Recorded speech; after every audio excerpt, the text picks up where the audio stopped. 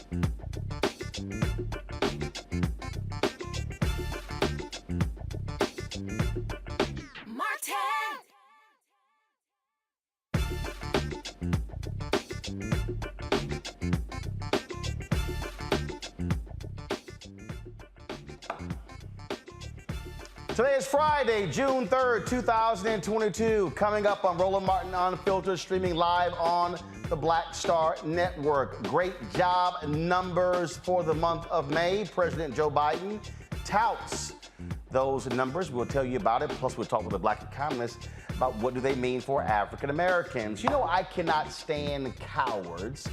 And there is no party more cowardly than the Republican Party.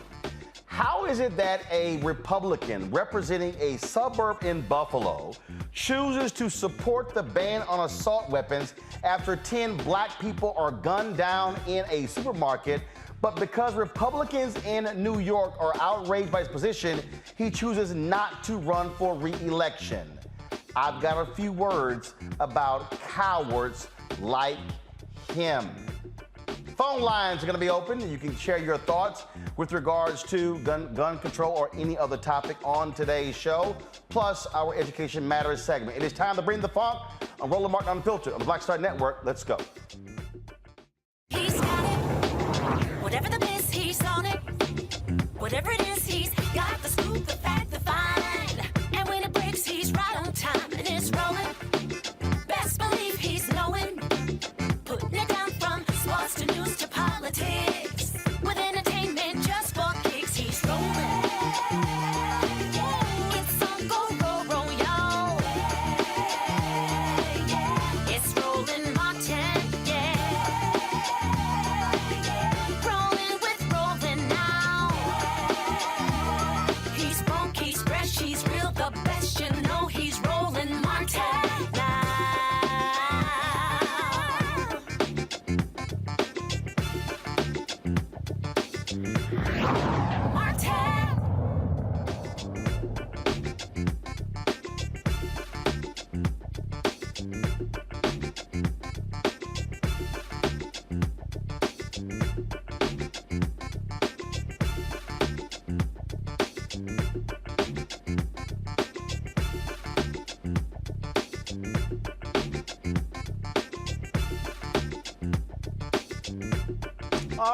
Many people said that the economy was slowing down, we're headed to recession, yet the May job reports came out today and it shows how we continue to have an improving economy.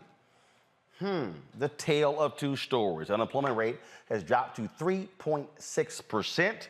Of course, that is a drop from last month. In addition to that, 390,000 jobs were added in the month of May.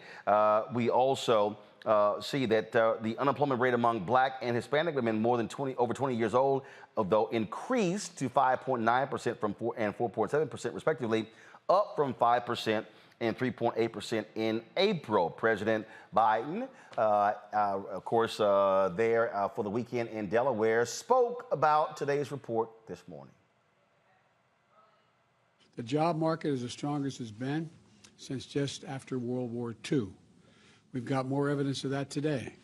We learned that in May the economy 80,000 new jobs, bringing the total since I took office to 8.7 million new jobs, an all-time record.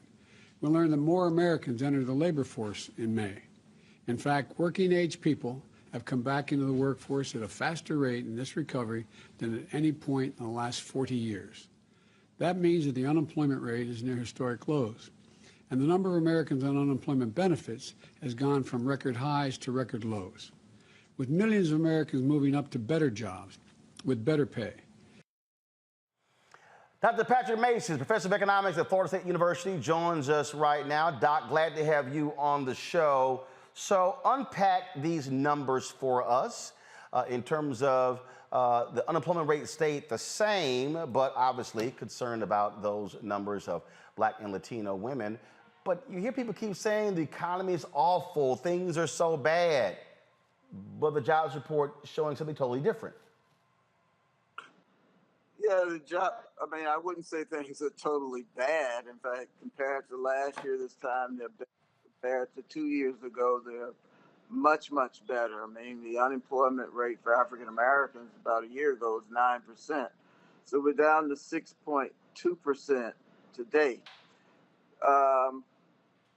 Now, that's better, but it's still not where I would like to see the numbers, especially for African Americans. I mean, a 6% unemployment rate is a recession level number for white Americans. So I think we need to get the unemployment rate lower, and it's sort of bothersome to hear some discuss the issue of lowering inflation without worrying so much about what happens to unemployment. All right, let's talk about inflation because people keep bringing that up. And you got the critics, Republicans, who are saying the Biden administration is awful. They're the cause for inflation. Even you look at gas prices. But one of the things that happened was that last 2 years, Americans were not driving. We had a massive surplus of gasoline. So what happened? Folks stopped producing oil. Well, then all of a sudden, when it shifted, then there was a demand for gas. Now you have to ramp up production. So how in the hell can, then of course you got Russia invading Ukraine. That has an impact as well on the markets, correct? That is correct. You're doing a great, you'd be a great economist. Yeah, I mean, so people weren't driving as much. There was a lot of savings. A lot of the savings that people had from not driving, not spending. I mean, people were at home. So there's a huge amount of savings. A lot of that has gone into purchasing new houses. The home prices have gone up. People are starting to drive again. But as you say, production, you had the war going on, so gas prices shoot up. That's not unusual. I mean, gas prices go up and they come back down. And we've had these bottlenecks in the supply chain, which are still there. We import a lot of things from China, from other places that are still having economic problems. So it's difficult getting some things. I mean, I go to stores and a lot of things that I want to purchase. I want to purchase an item. I was told it wouldn't be available to November. But when you have those kinds of shortages, you have inflation. That's not the fault of the president. The better the job the administration does of getting people back to work, making sure that money is, in people's pockets. So you increasing demand, but you still have problems getting supply to grow as fast. But eventually, that problem will work itself out. President Biden did speak about the inflation issue. This is what he said today, and I'll get your response when we come back. Today, I'd like to address the two additional elements of my plan to tackle inflation. One, bringing down the cost of everyday goods for families. And two, bringing down the federal deficit at the same time. Bringing down the cost, here's where we stand. The two challenges on the minds of most working families are prices at the pump and prices at the grocery store. Both of these challenges have been directly exacerbated by Putin's war in Ukraine. The price of gas is up $1.40 since the beginning of the year, when Putin began amassing troops at the Ukrainian border. This is a Putin price hike. Putin's war has raised the price of food because Ukraine and Russia are two of the world's major breadbaskets for wheat and corn, the basic product for so many foods around the world. Ukraine has 20 million tons of grain in storage right now, and it's been in storage since the last harvest. Normally, that would have already been exported into the world market. But because of Putin's invasion and blockade of the port on which they could take that grain out for the rest of the world, it's not. It's not. And look, I understand that families who are struggling probably don't care why the prices are up. They just want them to go down. Joe, what are you going to do to bring them down? But it's important that we understand the root of the problem so we can take steps to solve it.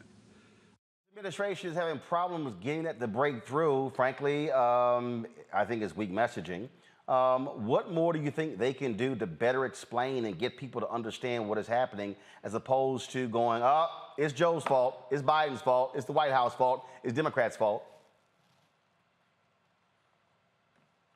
Yeah, well, you have to spend more time, as you say, getting out the message of exactly what causes inflation and which prices are going up most rapidly, who's hurt. Of course, inflation, for some people might make them slightly better off. If you have a student loan, the actual value of your debt has gone down. If you own a house, the value of your home has increased.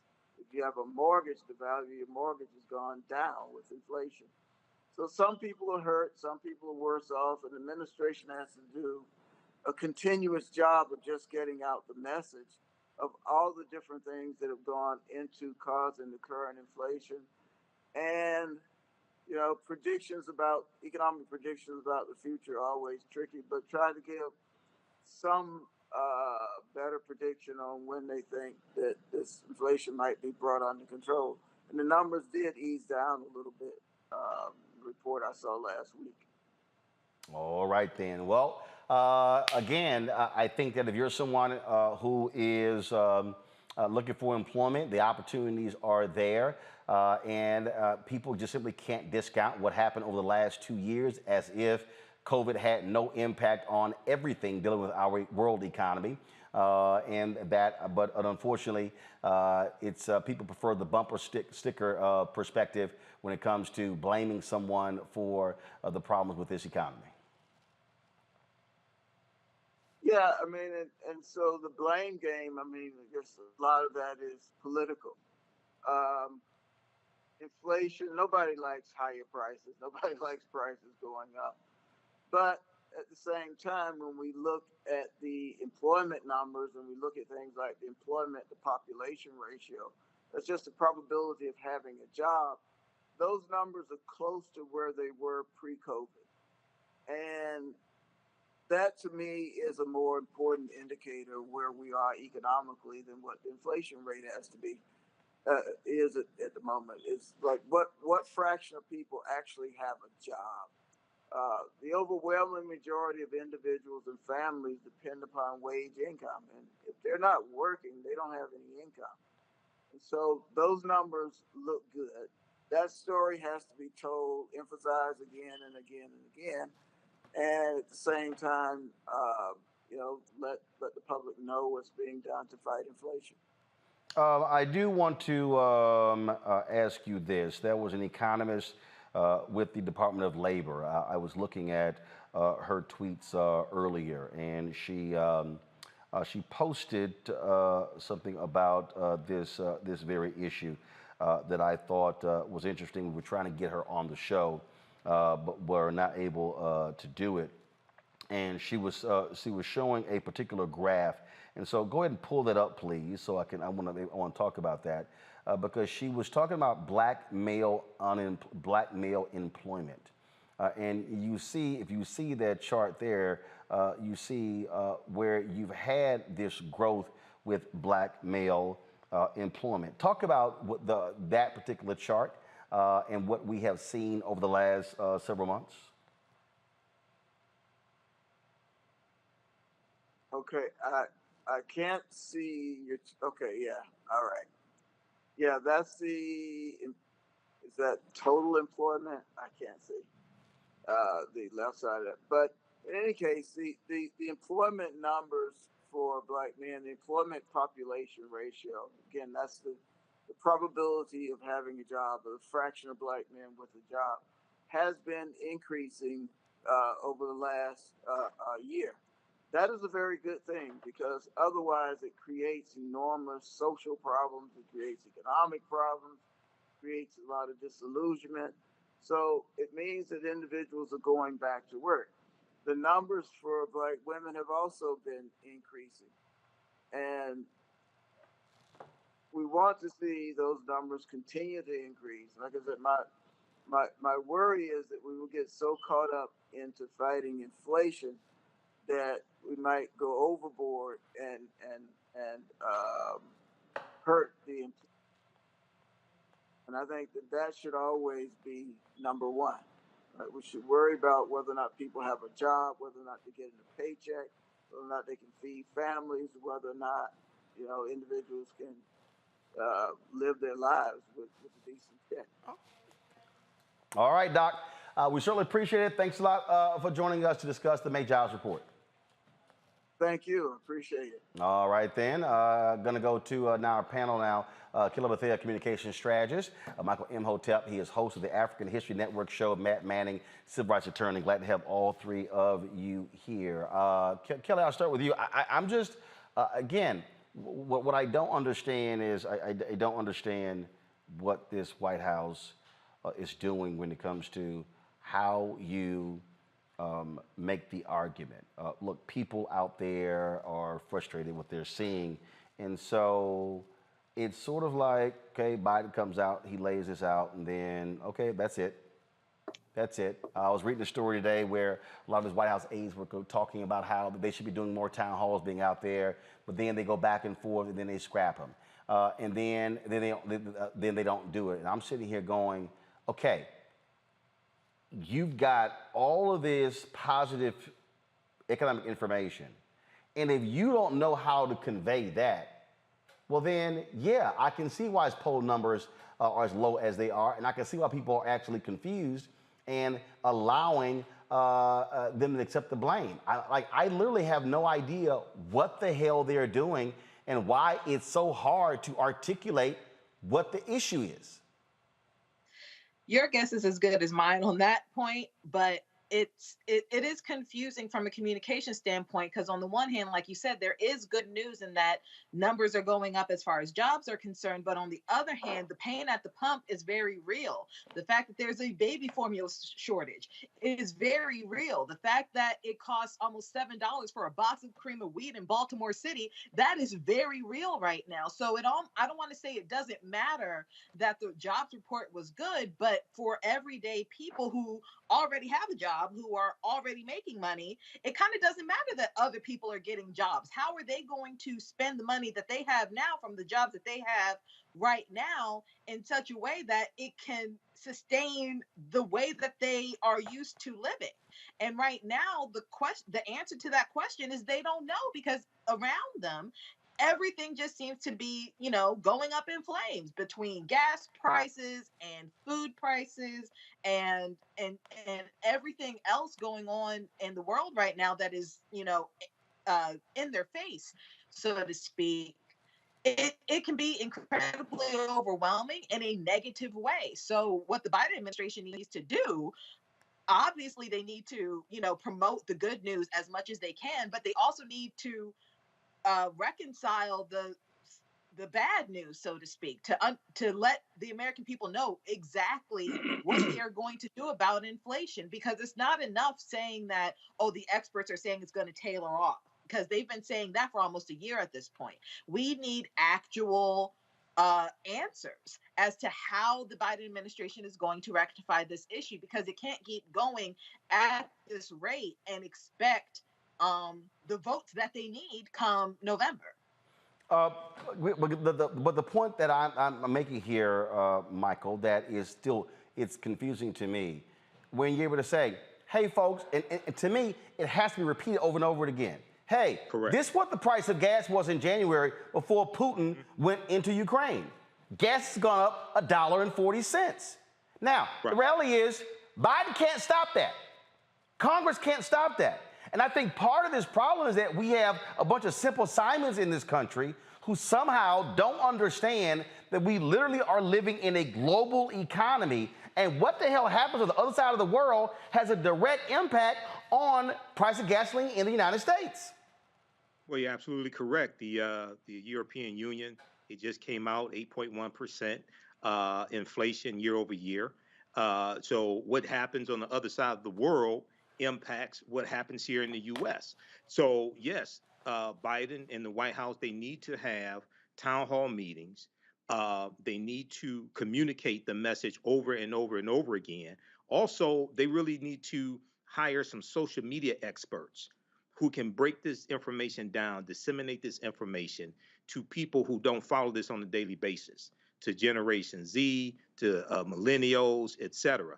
They have good numbers. Just like, I think week before last, because we went on last Friday for Memorial Day. Week before last, I talked about this 19-page document at whitehouse.gov that breaks down how the Biden-Harris administration policies are helping the African American community. You would think that they would have that like on the front page of whitehouse.gov. Okay, I know about it because I research things like that. But a lot of people don't know this stuff exists. If people just Google how have the policies of the Biden-Harris administration helped African Americans. But they're not. Okay, but Michael, that's the point. Yeah. No, the average person's not going to Google it. So you have to say it. It has to be consistent. You got to be flooding the zone. You got to be pushing people out there, driving the messaging. And I'm sorry, that's what they're not doing. And it's confusing to me why they're not. I mean, look, you mentioned social media. The story that I saw today, they got 70 people working in the White House dealing with social media. What the hell? What are they doing though? I have no idea what the hell they're doing.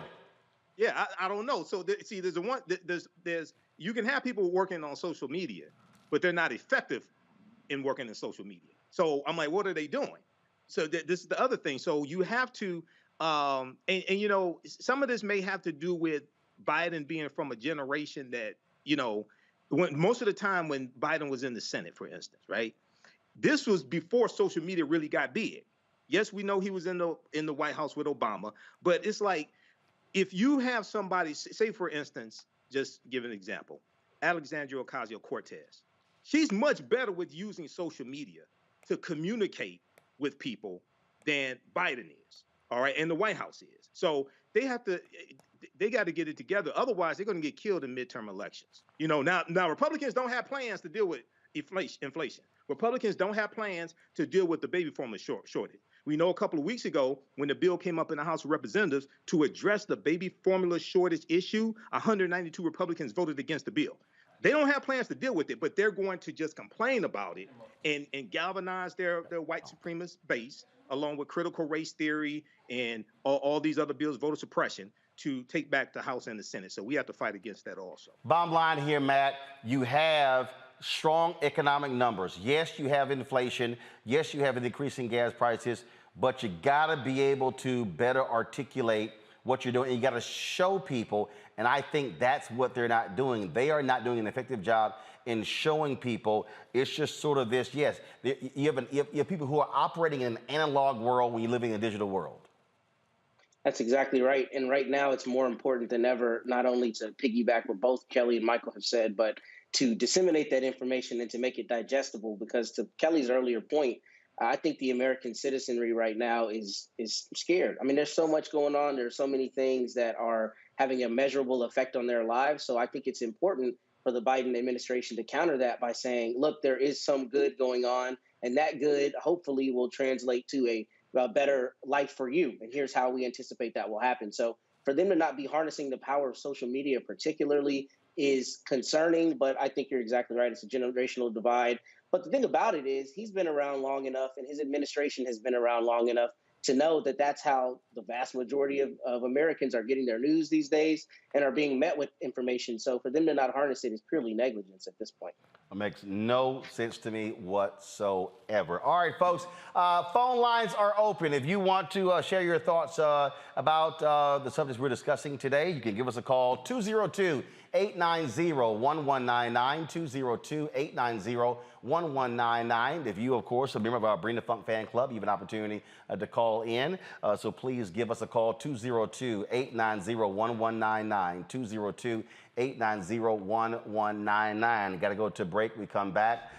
More on today's show. We'll talk about what's happening in the state of Maryland with State's Attorney there, Aisha Brave Boy. So, folks, be sure to call in and also support us in what we do. Download the Black Star Network app, Apple phone, Android phone, Apple TV, Android TV, Roku, Amazon Fire TV, Xbox One, Samsung Smart TV. And, of course, you can also join our Bring the Funk fan club. Every dollar you give goes to support this show. Checks and money orders to P.O. Box 57196, Washington, D.C. 20037-0196. Cash App, $RM Unfiltered. PayPal is R Martin Unfiltered. Venmo is RM Unfiltered. Zelle is Roland at RolandSMartin.com. Roland at RolandMartinUnfiltered.com. And don't forget, if you're on Facebook and YouTube, hit that like button as well as hit the share button as well. We'll be right back.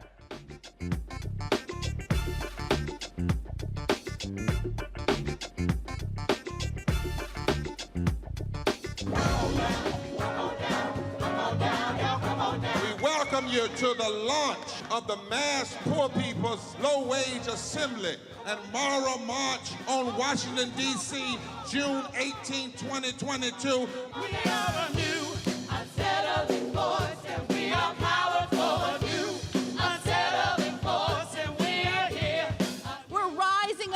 to demonstrate the compelling power that we, poor and low-income people, have to reconstruct society from the bottom up. And we need to do it with the loudest voices possible, the biggest actions possible. Because we know that there is no scarcity in this land. The only scarcity is the moral will to do what's right. Hold on, just a little while longer. We are those with sub-minimum wage jobs who can't afford sky-high rent. People with disabilities are the fastest growing minority group. It's crazy to me that in 2021, it's still legal for workplaces to pay a sub-minimum wage to people with disabilities. There are still so much trial and tribulations that we go through as Indigenous people. We can't get a decent wage to sustain ourselves, nor can we get adequate housing. Veterans across this nation say enough is enough. We can't pat essential workers on the back on one day and then cut their health care the next day. Health is a political choice. What more do I need to do to prove that my voice is just as valuable as anyone else's? There are still forces in denial that would try to slow walk our transition to a clean economy and a just future for us all. We have an immoral system run by immoral people. But together we walk, and we walk and we fight. It's time for a change. Reconstruyamos esta gran nación. See, we are people of resilience as we fight these interlocking injustices together. When we work together, mobilize together, and rise together, we become a voice for the voiceless, and we become an agent of change in a time where great change is needed. We need the third Reconstruction to ensure that deaf people, people with disabilities, and all people can have the right to live and to thrive. We know what they are doing, but the question is, what are we going to do? Reconstruction begins when we change our mentality and say it's time for you to get your foot off of my neck.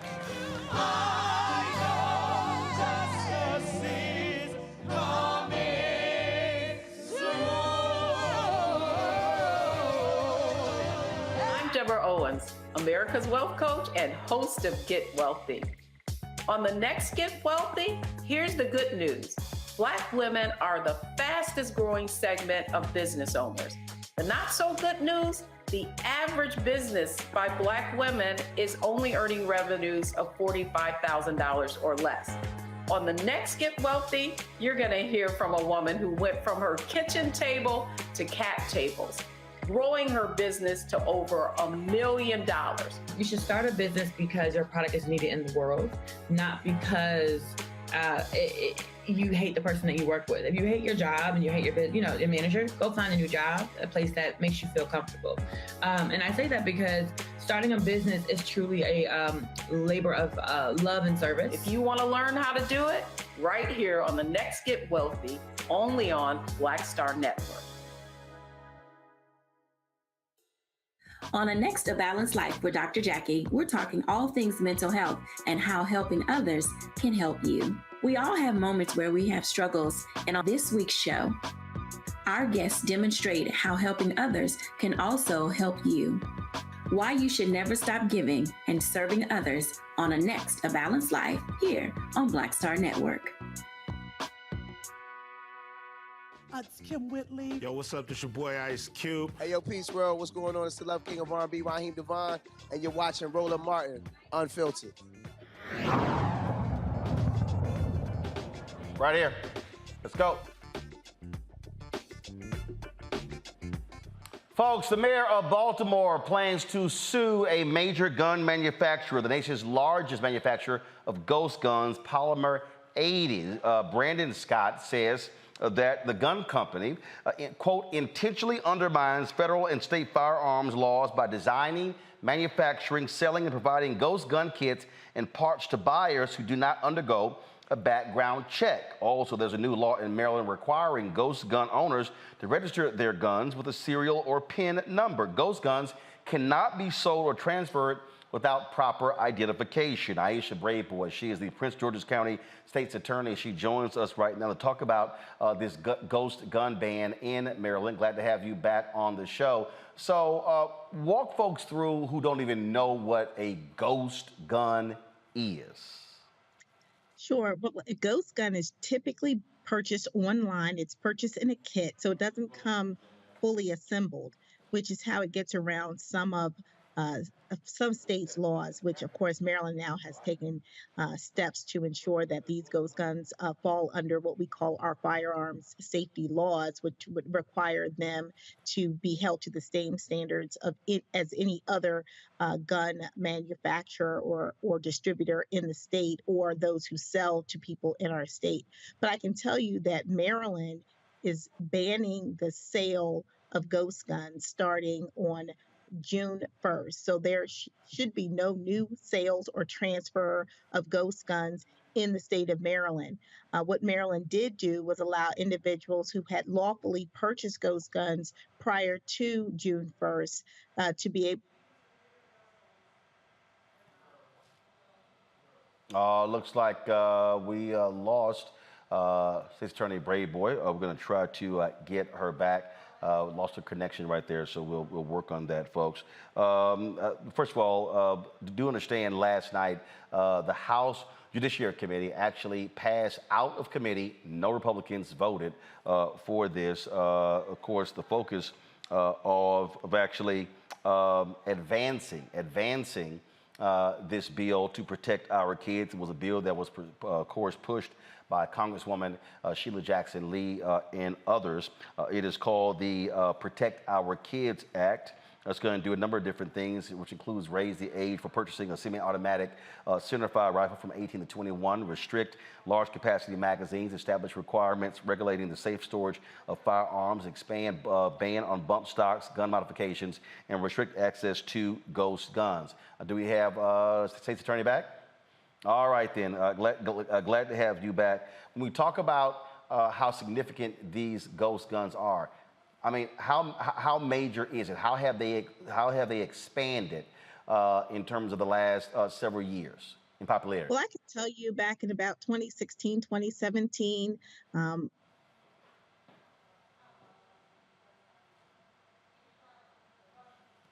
All right, so guys, do me this here. So her video is freezing. Get her on audio, please. Let's simply get her on audio so we actually can have her. Here's the deal, folks. I told you about the committee hearing that took place and how utterly crazy it was last night. When do we have her back? Okay, I think she's. Okay, do we have her back? Okay, go ahead and bring her up, please. Go ahead and bring her up. All right, we got you back. So talk about, again, how expansive, how this has changed significantly, these ghost guns. Sure. Back in 2016, 2017, there may have been a handful or less of ghost guns seized here in Prince George's County. By 2021, that number had risen to close to 300 ghost guns seized on the streets of Prince George's County. And that is the trend that we're seeing all across the state of Maryland. And that's why Maryland took the step to ban any new sale of ghost guns as of June 1st of this year. No new gun sale, ghost gun sales or transfers can take place in the state of Maryland. For those individuals who have purchased legally ghost guns prior to that date, they will be able to get their guns serialized by March of 2023. If they don't, after March of 2023, those guns become illegal and they can be arrested and prosecuted. So this bill that was passed by the committee last night, it deals with the issue of ghost guns. But also, one of the things that President Biden talked about in his speech last night is that how Congress literally protects the gun manufacturers from being sued. I mean, that is just crazy that this one industry has the ability that they were able to get this passed where no one can sue them. Well, I can tell you here in the state of Maryland, the ban on the sale and transfer of ghost guns is not only for the people who might be acquiring them, it's for also the sellers. So if someone is trying to attempt to sell a ghost gun here in Maryland, we will go after them criminally.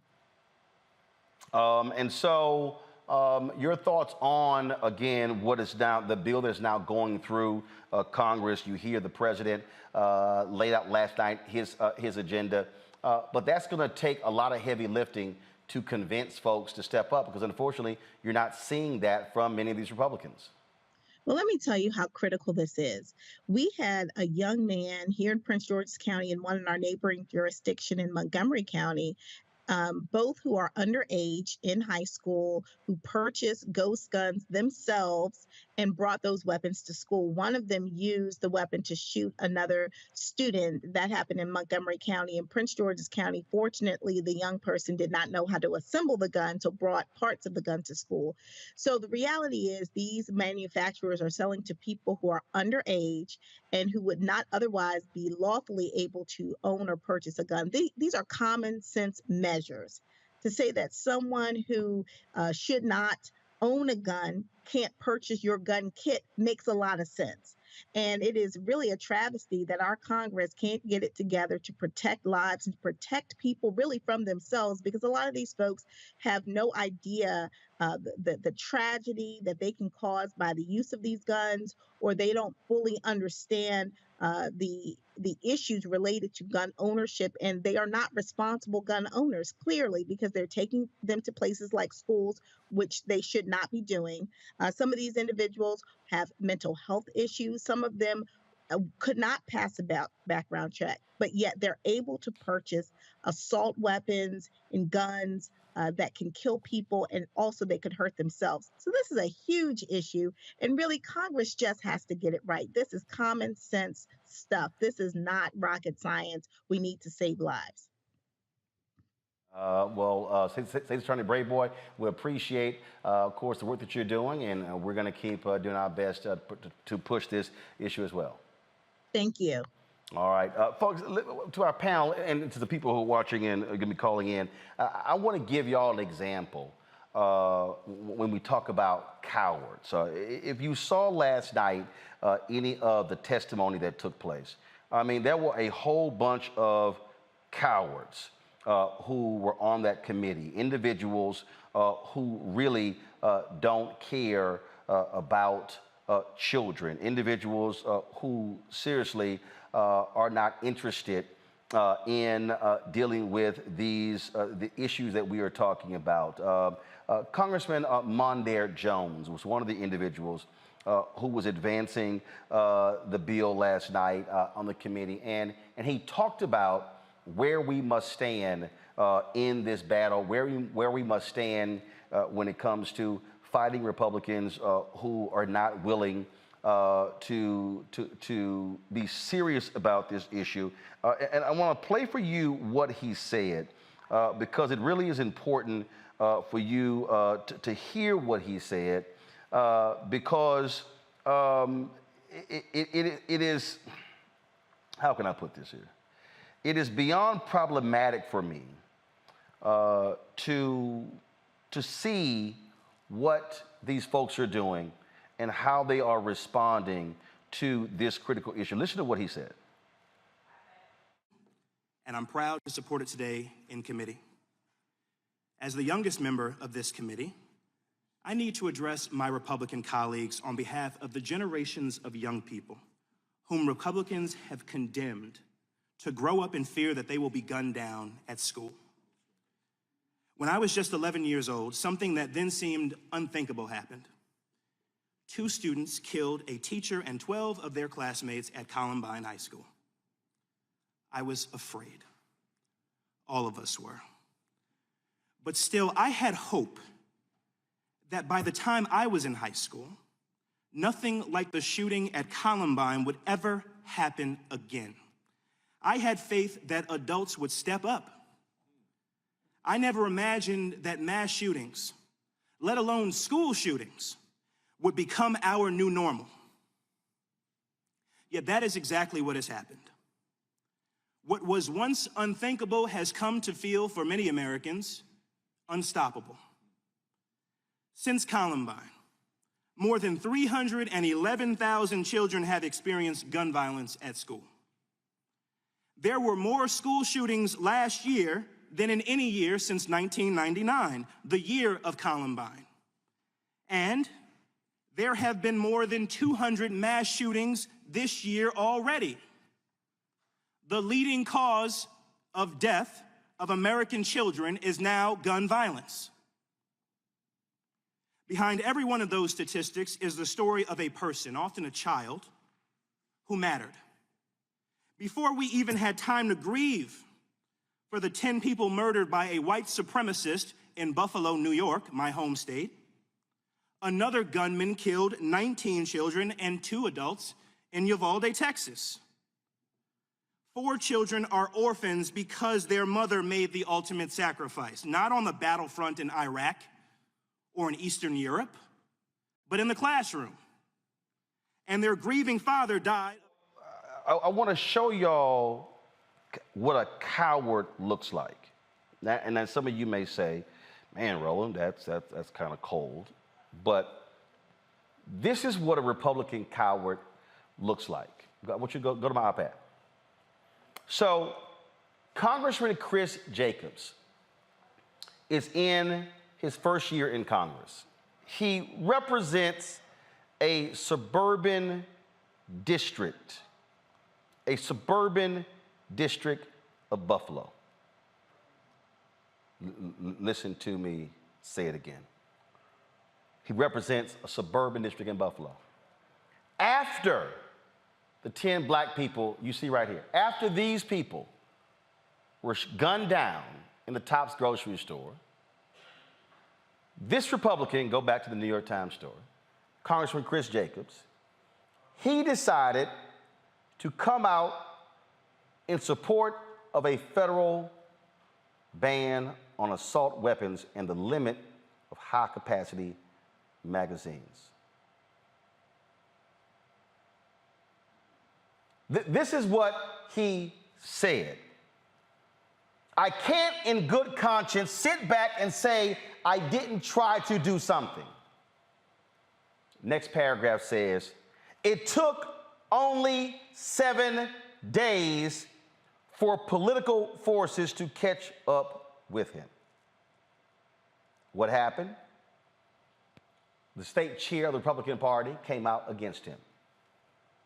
Donald Trump Jr. came out against him. And then Jacobs announces he's not running for re-election.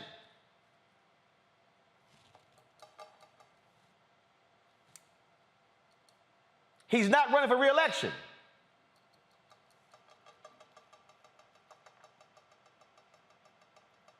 He then says, we have a problem in our country in terms of both our major parties. If you stray from a party position, you are annihilated. For the Republicans, it became pretty apparent to me over the last week that issue is gun control, any gun control.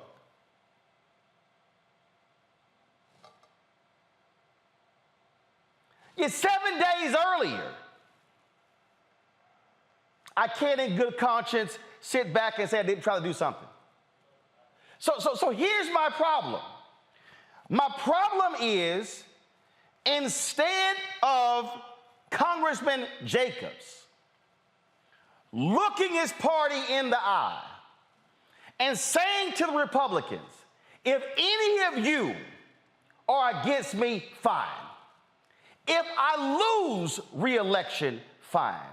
But I'm not going to stand here as a member of Congress and do nothing. I'm going to support my position. Well, that's not what happened. He cut and ran.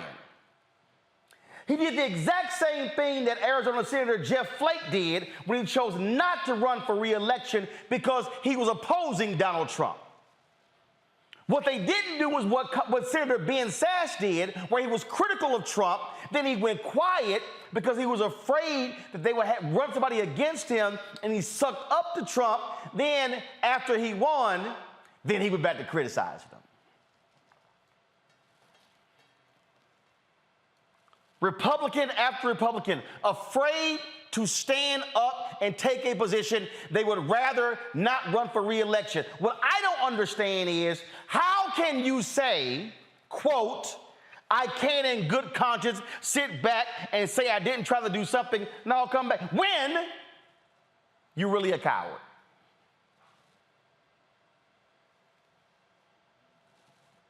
You don't have any conscience. You don't have any principles. You don't have any morals and values. You're afraid.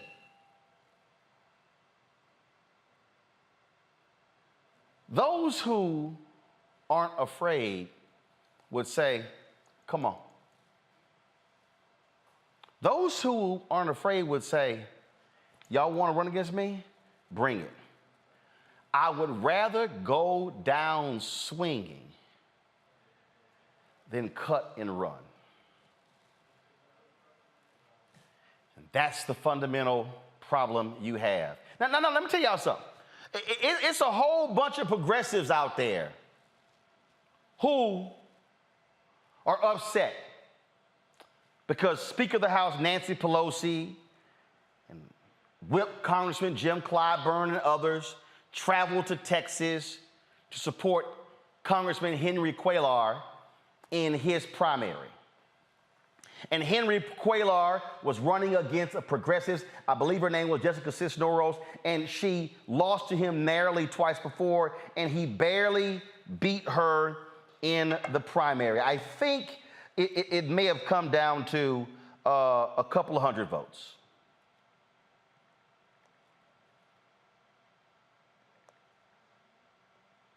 I'm going to pull it up.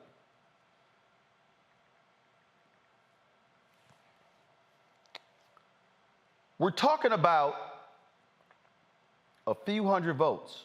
Yeah. 177 votes. 177.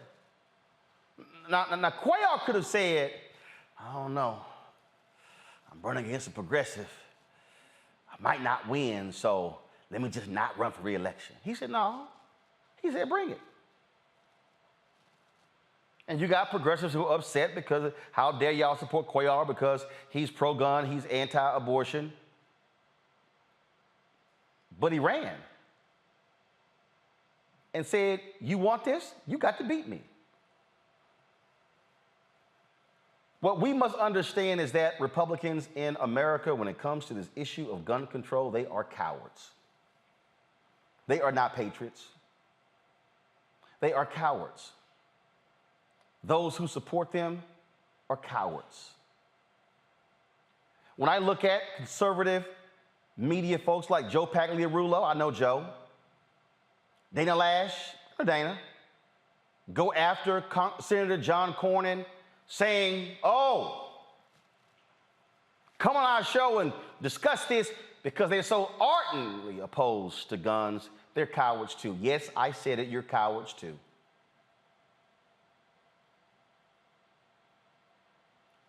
I don't know who that fool was in Congress who said, oh, he supported the AR-15s because he had a problem with raccoons attacking his chickens. If your ass need an AR-15 to shoot a damn raccoon, your ass should move. If you need an AR-15 to shoot a raccoon, you suck as a marksman.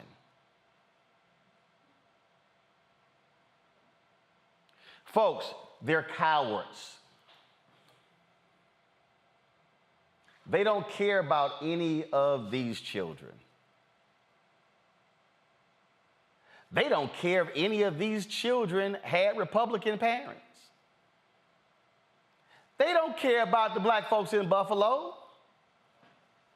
They would rather sleep with and be intimate with their guns than care about Ruth Whitfield, Aaron Salter Jr., former cop. They don't give a damn about Pearl Young. They don't care that Roberta Drury, what she was doing in her community. Celestine Chaney, they don't care about her. They don't care that Hayward Patterson was a deacon. Don't mean nothing to them. Andre McNeil, they're like, whatever. They don't care that Catherine Cat Massey was an activist. Nope. Geraldine Chapman Talley, they're like, whatever. Marcus Morrison, whatever. They don't care about none of these black people. But if we replace the images of all these black people with a 9mm and an AR-15 and a whole host of guns, oh, they would have an orgasmic moment. Because that's all they care about. They are cowards. And Matt, when you are facing a coward, you have got to understand that a coward with no conscience and no principles and no morals and no values, their thoughts and prayers mean nothing, which means you are going to have to go aggressively against them, because these are the same Republicans who love talking about cops. But most people don't even realize that most police unions oppose these weapons being on the streets. Yep. Matt, go ahead. I just think, Roland, that this should be what revolutions are made of. I think Steve Kerr said it perfectly. I mean, the fact that there are 500 people in Washington, D.C. that have all the power and are choosing not to exercise that power, a small subset of them, is what should undergird a revolution, if we're being honest. I mean, it's absurd that 3 hours west of me, 19 children and 2 teachers died in the most horrible, tragic way. And Republicans are still coming out and parroting these talking points and talking about, if you notice, all the dog whistling, talking about law-abiding citizens and trying to accuse Democrats of co-opting this moment. We should all be offended. If you're a person who has any moral values and you're on the right side of the aisle, you should be incensed that your Republican senators and House members are finding a way to make this about anything other than protecting kids. And part of the problem is not only cowardice, it's consequences. They're making a political bet that they're not going to have any consequences when it comes time for the midterm. And we talk about it on this show all the time, voting, and that's the way to keep people accountable. But I don't know what needs to be done beyond that, because the fact that we as a country cannot come together and say, we gave you those jobs for you to be able to act in precisely this position, and you're telling us not only you're not going to act, but that you're going to continue a cozy relationship with the people whose products are responsible for this. I mean, I don't know what can be done beyond taking a stronger stance than just saying it's voting. I mean, it has to be something more than that, because you shouldn't be able to co-opt an entire country's safety. At the very least, government should exist to keep its citizens safe. And it cannot do that. And not only can it not do that, they are flatly refusing to take any measurable step to do that. That should be cause for revolution. Here's what I find to be just ridiculous, Kelly. In this New York Times story, Congressman Jacobs, citing the thousands of gun permits he had issued as Erie County clerk, Mr. Jacobs emphasized that he was a supporter of the Second Amendment and said he wanted, this is the one. Come on, go to my iPad. And said he wanted to avoid the brutal intra-party fight that would have been inevitable had he stayed in a race. How in the hell can you be afraid of an intra-party fight when they are dead?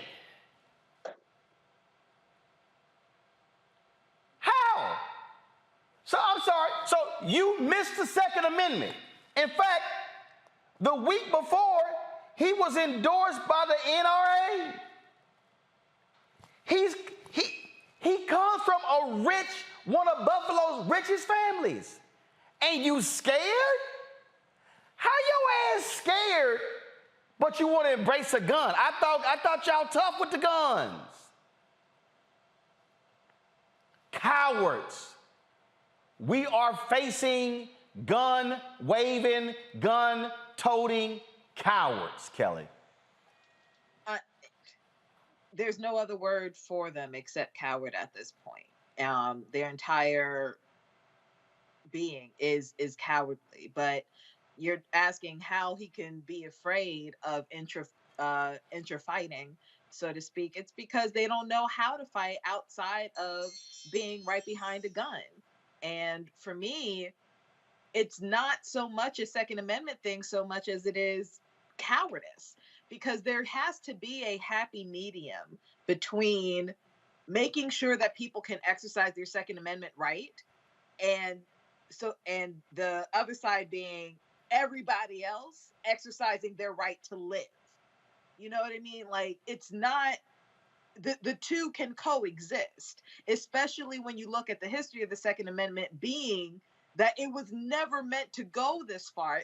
The Second Amendment, and I'm sure Michael knows way more about this historical fact than I do, it was never meant for people to just have the right to weapons of mass destruction. It was so that you can reinforce the right to defend yourself against enemies, foreign and domestic.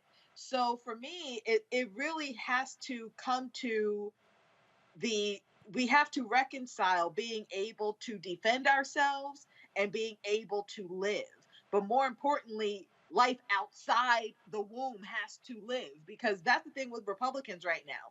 You're pro-life so long as the child, meaning the conglomerate of blood and skin cells, because it's not viable outside the womb. You're more worried about something that is inside my body than the 19 children outside my body who just died a week ago, because an 18-year-old was able to buy a weapon of mass destruction without a background check, without any type of screening, without any type of protocol or process. He was just able to buy it. And as a result, we have a generation of children gone. We don't know what they could have become because we don't have the correct structure for the Second Amendment to be exercised as healthily as possible. And the people, the powers that be who can do something about it, refuse to, because a private institution has them by the balls. It is absolutely ridiculous. Michael, again, for people who need to understand, what is going on here, this is what we're up against. And I mean, and here's what's really bothering me. So last night, President Biden gives this primetime address, and when it's over, he takes Air Force One to Delaware. Today, I didn't see the flooding of the zone. I didn't see administration officials, all of the morning shows, the midday shows. The emails that I got today were offering us up a couple of people to talk about blacks in the economy. I appreciate that. Congress is back in session on Monday. Where's the full court press? Is this administration going to be pushing their people to Sunday shows? So you gave an address last night. How are you building national momentum? The polling numbers are in your favor. 2 tragedies in the last month. Last night, 2 people gunned down in an Iowa church parking lot. Shooter turns the gun on himself. Brother is being buried in Wisconsin, shooting at the funeral. 5 shot. Grandmother killed at a graduation at Xavier University. All of that in the past 3 weeks, and administration gave a speech, we're good. No! It has to be constant, constant, constant. Call your member of Congress. Send them an email. Put the pressure on them. Call moms and dads to D.C. to come in the halls of Congress. That is what is required to make change happen. And for this weak, impotent, pathetic, sorry excuse of a Republican from the suburbs of Buffalo. You actually had the audacity and the unmitigated gall. I wanted to avoid an intra-party fight. Coward. That's Congressman Jacobs, Michael.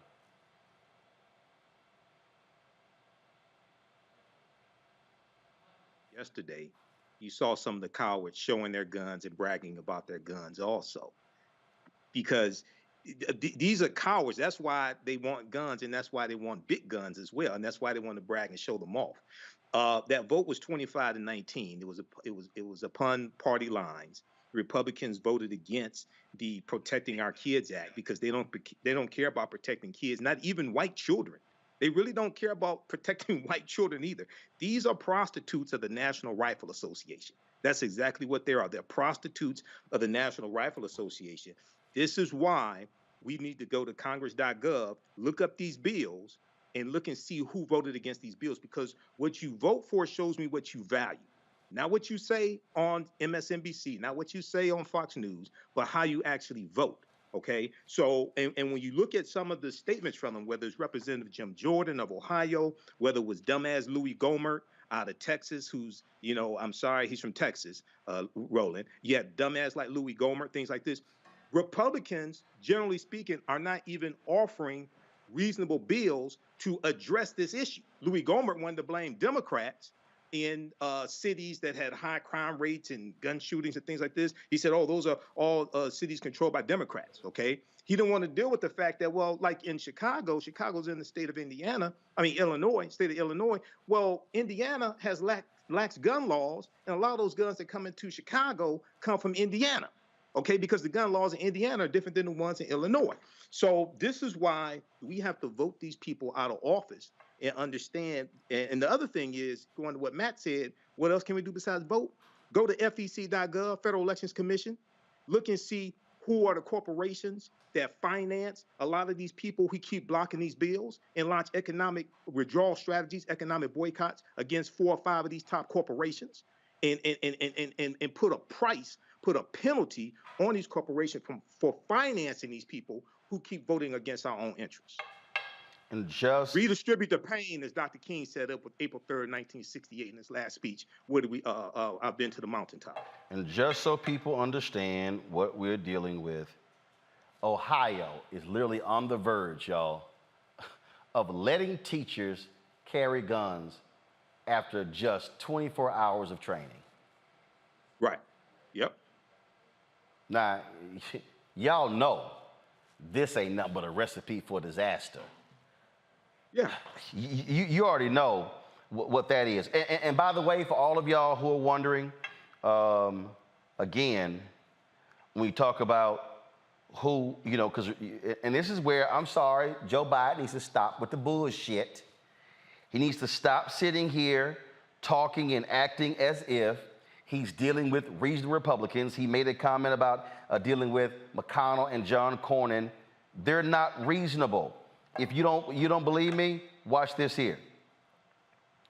Dana Lash, who had a show on the NRA's channel, this is what she sent out. For the past 2 weeks, we've asked John Cornyn to join the broadcast and discuss the Senate's pending gun control legislation. For 2 weeks, they've said next week. In the past, his staff reached out to us to inquire about having him join. This is what he said. Dana, nothing pending now. Happy to come on if something develops. This is the man who's supposed to be leading the Republican side on gun legislation. But just so y'all understand, he ain't trying to sit here and do nothing about guns, y'all. Because he literally sent out a tweet early, let me find it, where he basically said, yeah, I ain't trying to sit here and deal with that. We gonna deal with the mental health stuff. Y'all, they're not, here it is right here. Here it is right here. This is where the tweet that first came in.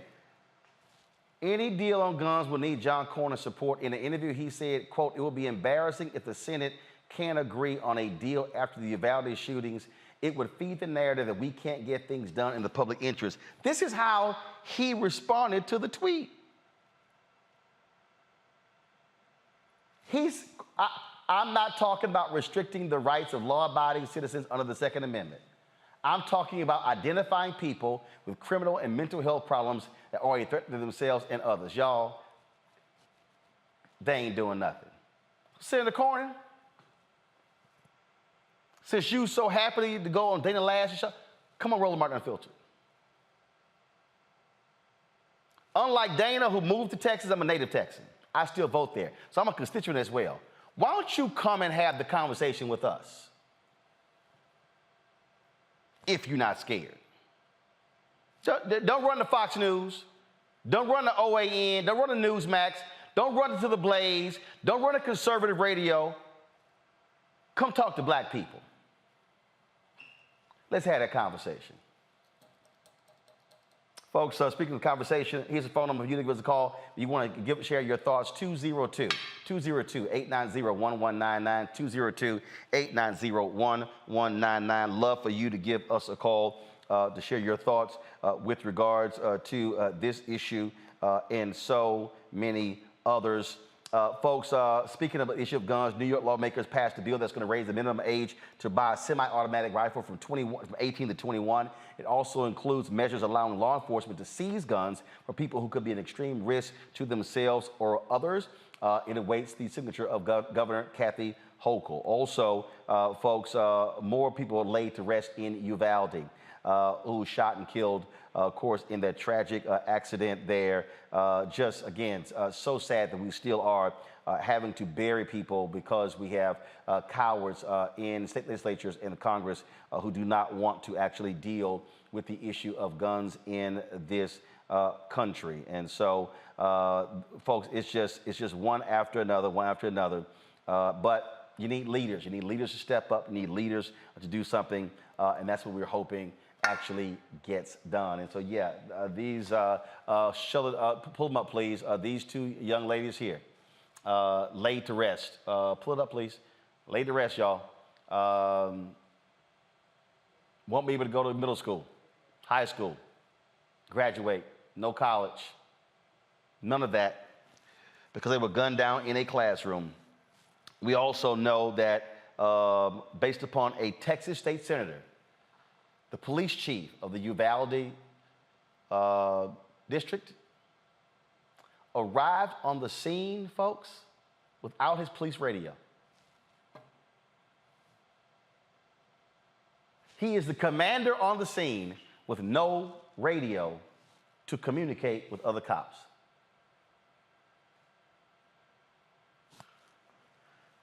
I can't even say how utterly ridiculous what happened there in Uvalde. A complete failure by law enforcement. Gotta go to break. You're watching Roland Martin Unfiltered on the Black Star Network. Dr. Greg Carr, and coming up on The Next Black Table, we're speaking with Dr. Lucius T. Outlaw Jr., master teacher and philosopher. He takes us on his journey to discover and celebrate Black philosophy. From my undergraduate years at Fisk all the way through my PhD, I was never in a philosophy class where I had a professor who was a person of African descent, nor a sign of text written by a person of African descent, ever. How he pushed back at those who said there was no such thing, and got us all thinking about what it means to be Black. That's on The Next Black Table, exclusively on the Black Star Network. We're all impacted by the culture, whether we know it or not. From politics to music and entertainment, it's a huge part of our lives, and we're going to talk about it every day right here on The Culture with me, Faraji Muhammad, only on the Black Star Network. I'm Deborah Owens, America's Wealth Coach and host of Get Wealthy. On the next Get Wealthy, here's the good news. Black women are the fastest growing segment of business owners. The not so good news, the average business by Black women is only earning revenues of $45,000 or less. On the next Get Wealthy, you're gonna hear from a woman who went from her kitchen table to cat tables, growing her business to over $1 million. You should start a business because your product is needed in the world, not because you hate the person that you work with. If you hate your job and you hate your manager, go find a new job, a place that makes you feel comfortable. And I say that because starting a business is truly a labor of love and service. If you want to learn how to do it, right here on the next Get Wealthy, only on Black Star Network.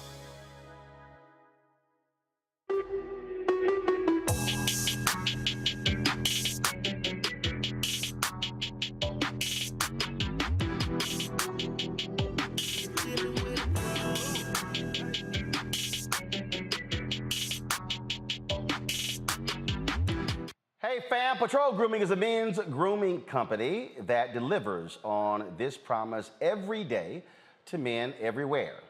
And that is everything we do, every product we make is designed to help you present your best self. Now we all know we want to look clean and look good. It's a promise Patrol Grooming has kept since 1991 when they first introduced the Bump Patrol brand, the #1 men's product for a smooth, bump-free shave and silky skin. Now, millions of customers count on Patrol Grooming's exceptional skin care products, which can be found at more than 30,000 retail stores in more than 50 countries around the world. Folks, Patrol Grooming can assist you in being as clean as possible. Now you can have exceptional beard and skin care products that are as unique as you are. So fellas, as we are heading out for the summer and folks are going to Essence Festival and Cincinnati Music Festival and other events, it's time for us to get our groove back and let's lose the unkempt look. Visit patrolgrooming.com to order a Patrol Grooming box and use this discount code, #Rollin30, #Rollin30 for a 30% discount at the checkout. And we certainly appreciate Patrol Grooming being a partner with us here at Roland Martin Unfiltered and the Black Star Network. You know, he brought his own sound. So when you have an artist that creates his own sound, like Earth, Wind & Fire, Stevie, they come in, the Beatles, they create their own sound. He kept reinventing himself. He wasn't afraid to change instrumentations or not use drums or not use bass or use the Linn machine or use real drums or use, pots and pans. It didn't matter. It's just like he wasn't afraid to, the sound was different every time he did an album, completely different, And the things that he wrote about, it was things that he felt he needed to speak about. So a lot of honesty, whether he would admit to it or not, there was a lot of honesty and a lot of things that were real to him. When he gave, I think for me, he is my #1 favorite guitar player in the world. He was. He played with, and especially I loved me playing drums with him, he and I playing together. When I played drums, it was a whole nother thing.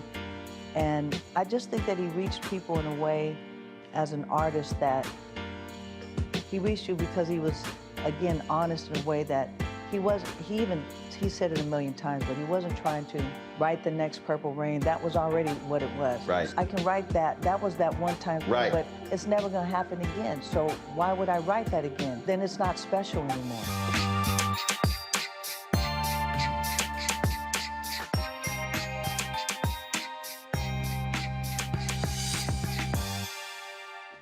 My name is Charlie Wilson. Hi, I'm Sally Richardson Whitfield. And I'm Dodger Whitfield. Hey everybody, this is your man Fred Hammond, and you're watching Roland Martin, my man, Unfiltered.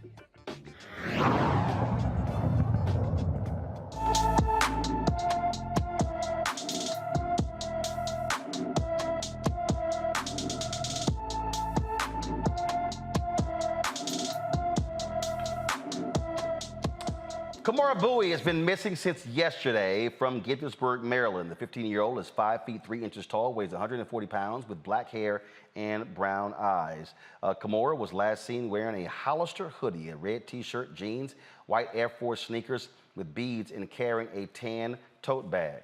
Anyone with information on Kamora Bowie should call the Montgomery County, Maryland Police Department at 301-279-8000, 301-279-8000. All right, y'all, time for us to go to the phone lines. Folks have been saying, man, bring the phone calls back. I was like, all right, we're going to do that, so let's get ready. Mark Peters, you're on Roland Martin Unfiltered. What's your comment, your question?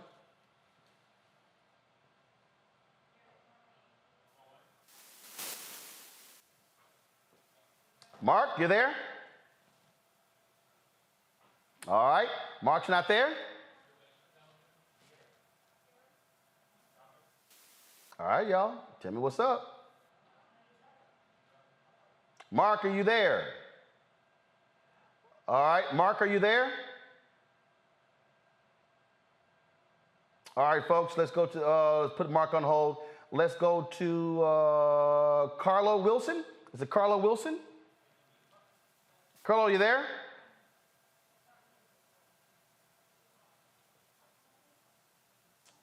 All right, y'all tell me what's up with the audio, please. So we're gonna get that fixed. Y'all let me know where we are with the audio so I can go to the callers there, so we can go and take their phone calls. And so let's get that audio straight.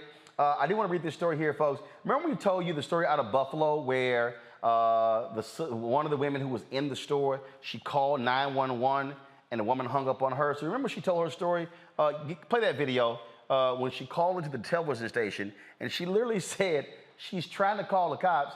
She calls 911 and the woman get an attitude with her.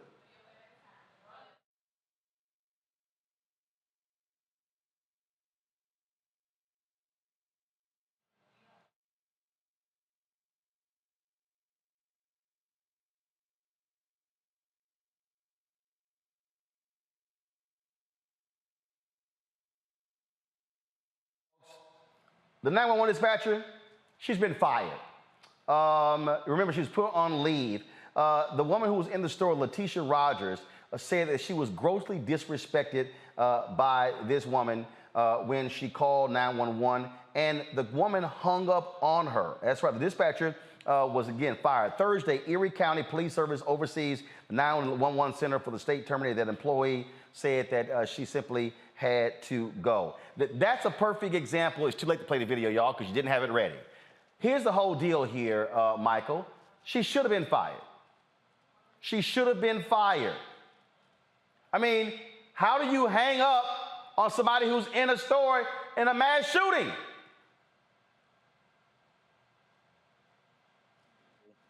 Of assistant manager Letitia Rogers when she called in.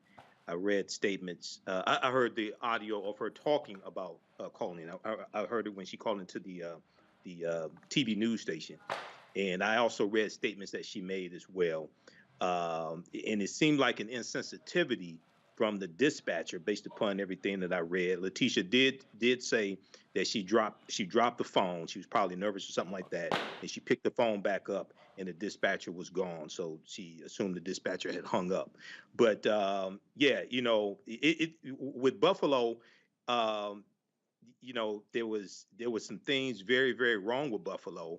And then when we go look at some of these things, we see signs leading up to the attack, but then we see how people calling for help. It's just like the children in Uvalde who were calling for help from the police, and you had 19 officers out in the federal officers actually out in the hallway, and they were being told to stand down from we know it was the public school police force who was in charge, but they're told to stand down, okay? And there was a discrepancy over whether it was an active shooter or a barricaded gunman. We just see mistake after mistake after mistake in some of these instances. Now, some instances are handled better than others, but Buffalo and Uvalde, we see some mistakes here. I don't understand how in the hell, if you in Buffalo, you call 911 to hang up on you, and then when you in Uvalde, Matt, they call 911, kids are calling, and nobody tells the person on the scene, hey, kids are calling us from the room. Mm-hmm. I think both this dispatcher and these officers all need to be prosecuted. I don't think there's anything that can happen short of that, that should happen short of that, especially as much as we hear, all of these accolades trumpeted for first responders all the time.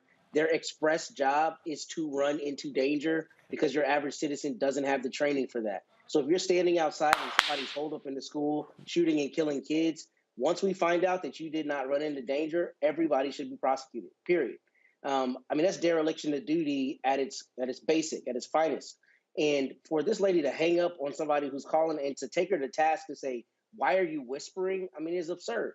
So I'm hoping that there are actual criminal prosecutions, whether it be under New York and Texas state law or the Department of Justice or whomever, because that's the only way that this should be handled. Frankly, there's absolutely no excuse. And as much as we give law enforcement deference and as much as we give them weapons and all of these things, if they're not going to do the job that they are there to do, then they need to be held accountable when it counts the most. And Kelly, it's amazing how these folks have just run from, because they were just praising law enforcement. Ooh, they real quiet now. Yep. The ready to connect. Click connect to show now. Is the accountability or lack thereof is just absolutely it's disheartening and disappointing. But more importantly, it's unacceptable.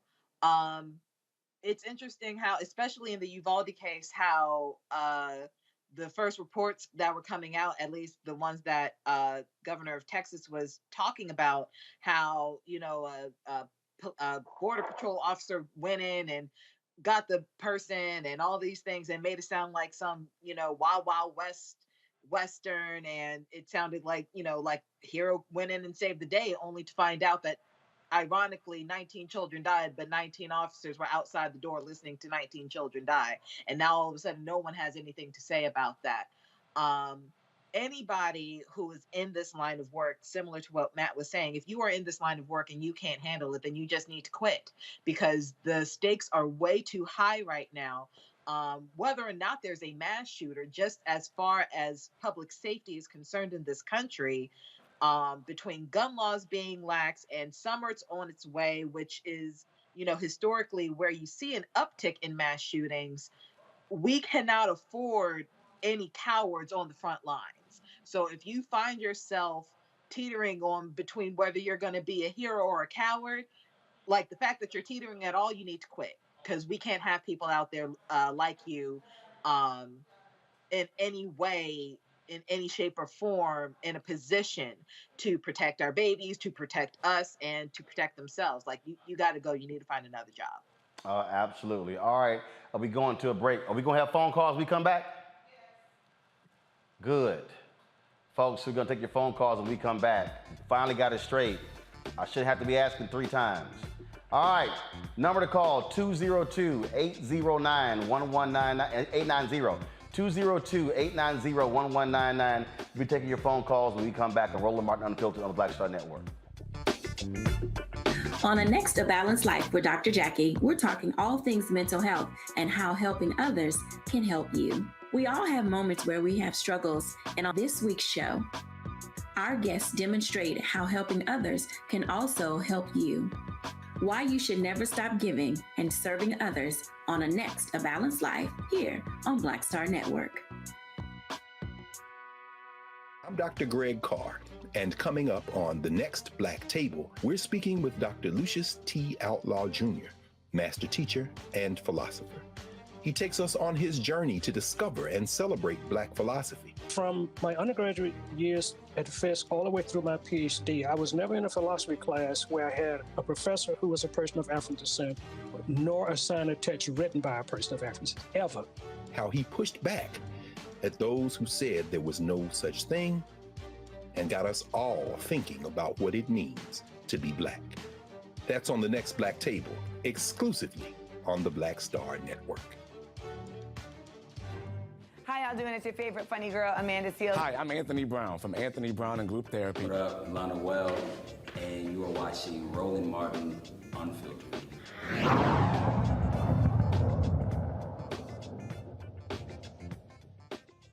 All right, to the phone lines, DeCarlo, you're on Roland Martin Unfiltered on the Black Star Network. What's your question or comment? Roland, just had a couple quick questions. I'm wondering, like, with what's going on with us and the ethnic hatred towards us, why is it that black people are so averted from getting any kind of weapons to protect themselves? I mean, if they realize that the police aren't going to do it, but yet I don't hear a lot of black people advocating for people to get protection first. And then secondly, I'm wondering when you're going to talk about this situation that, with this retired federal officer up in Buffalo, New York, that was actually talking to the person, that animal that shot those people in Buffalo, and then afterwards, 30 minutes before, and then he had also recommended the guns for this man. Because one, to the second question, that has not been verified. That's that second part. Now, we see reports that we was possibly discussing that it's not been verified. And so I don't report stuff until it's been verified. That's first. On the second point, Matt, why don't you take that particular issue and that question of black people getting guns?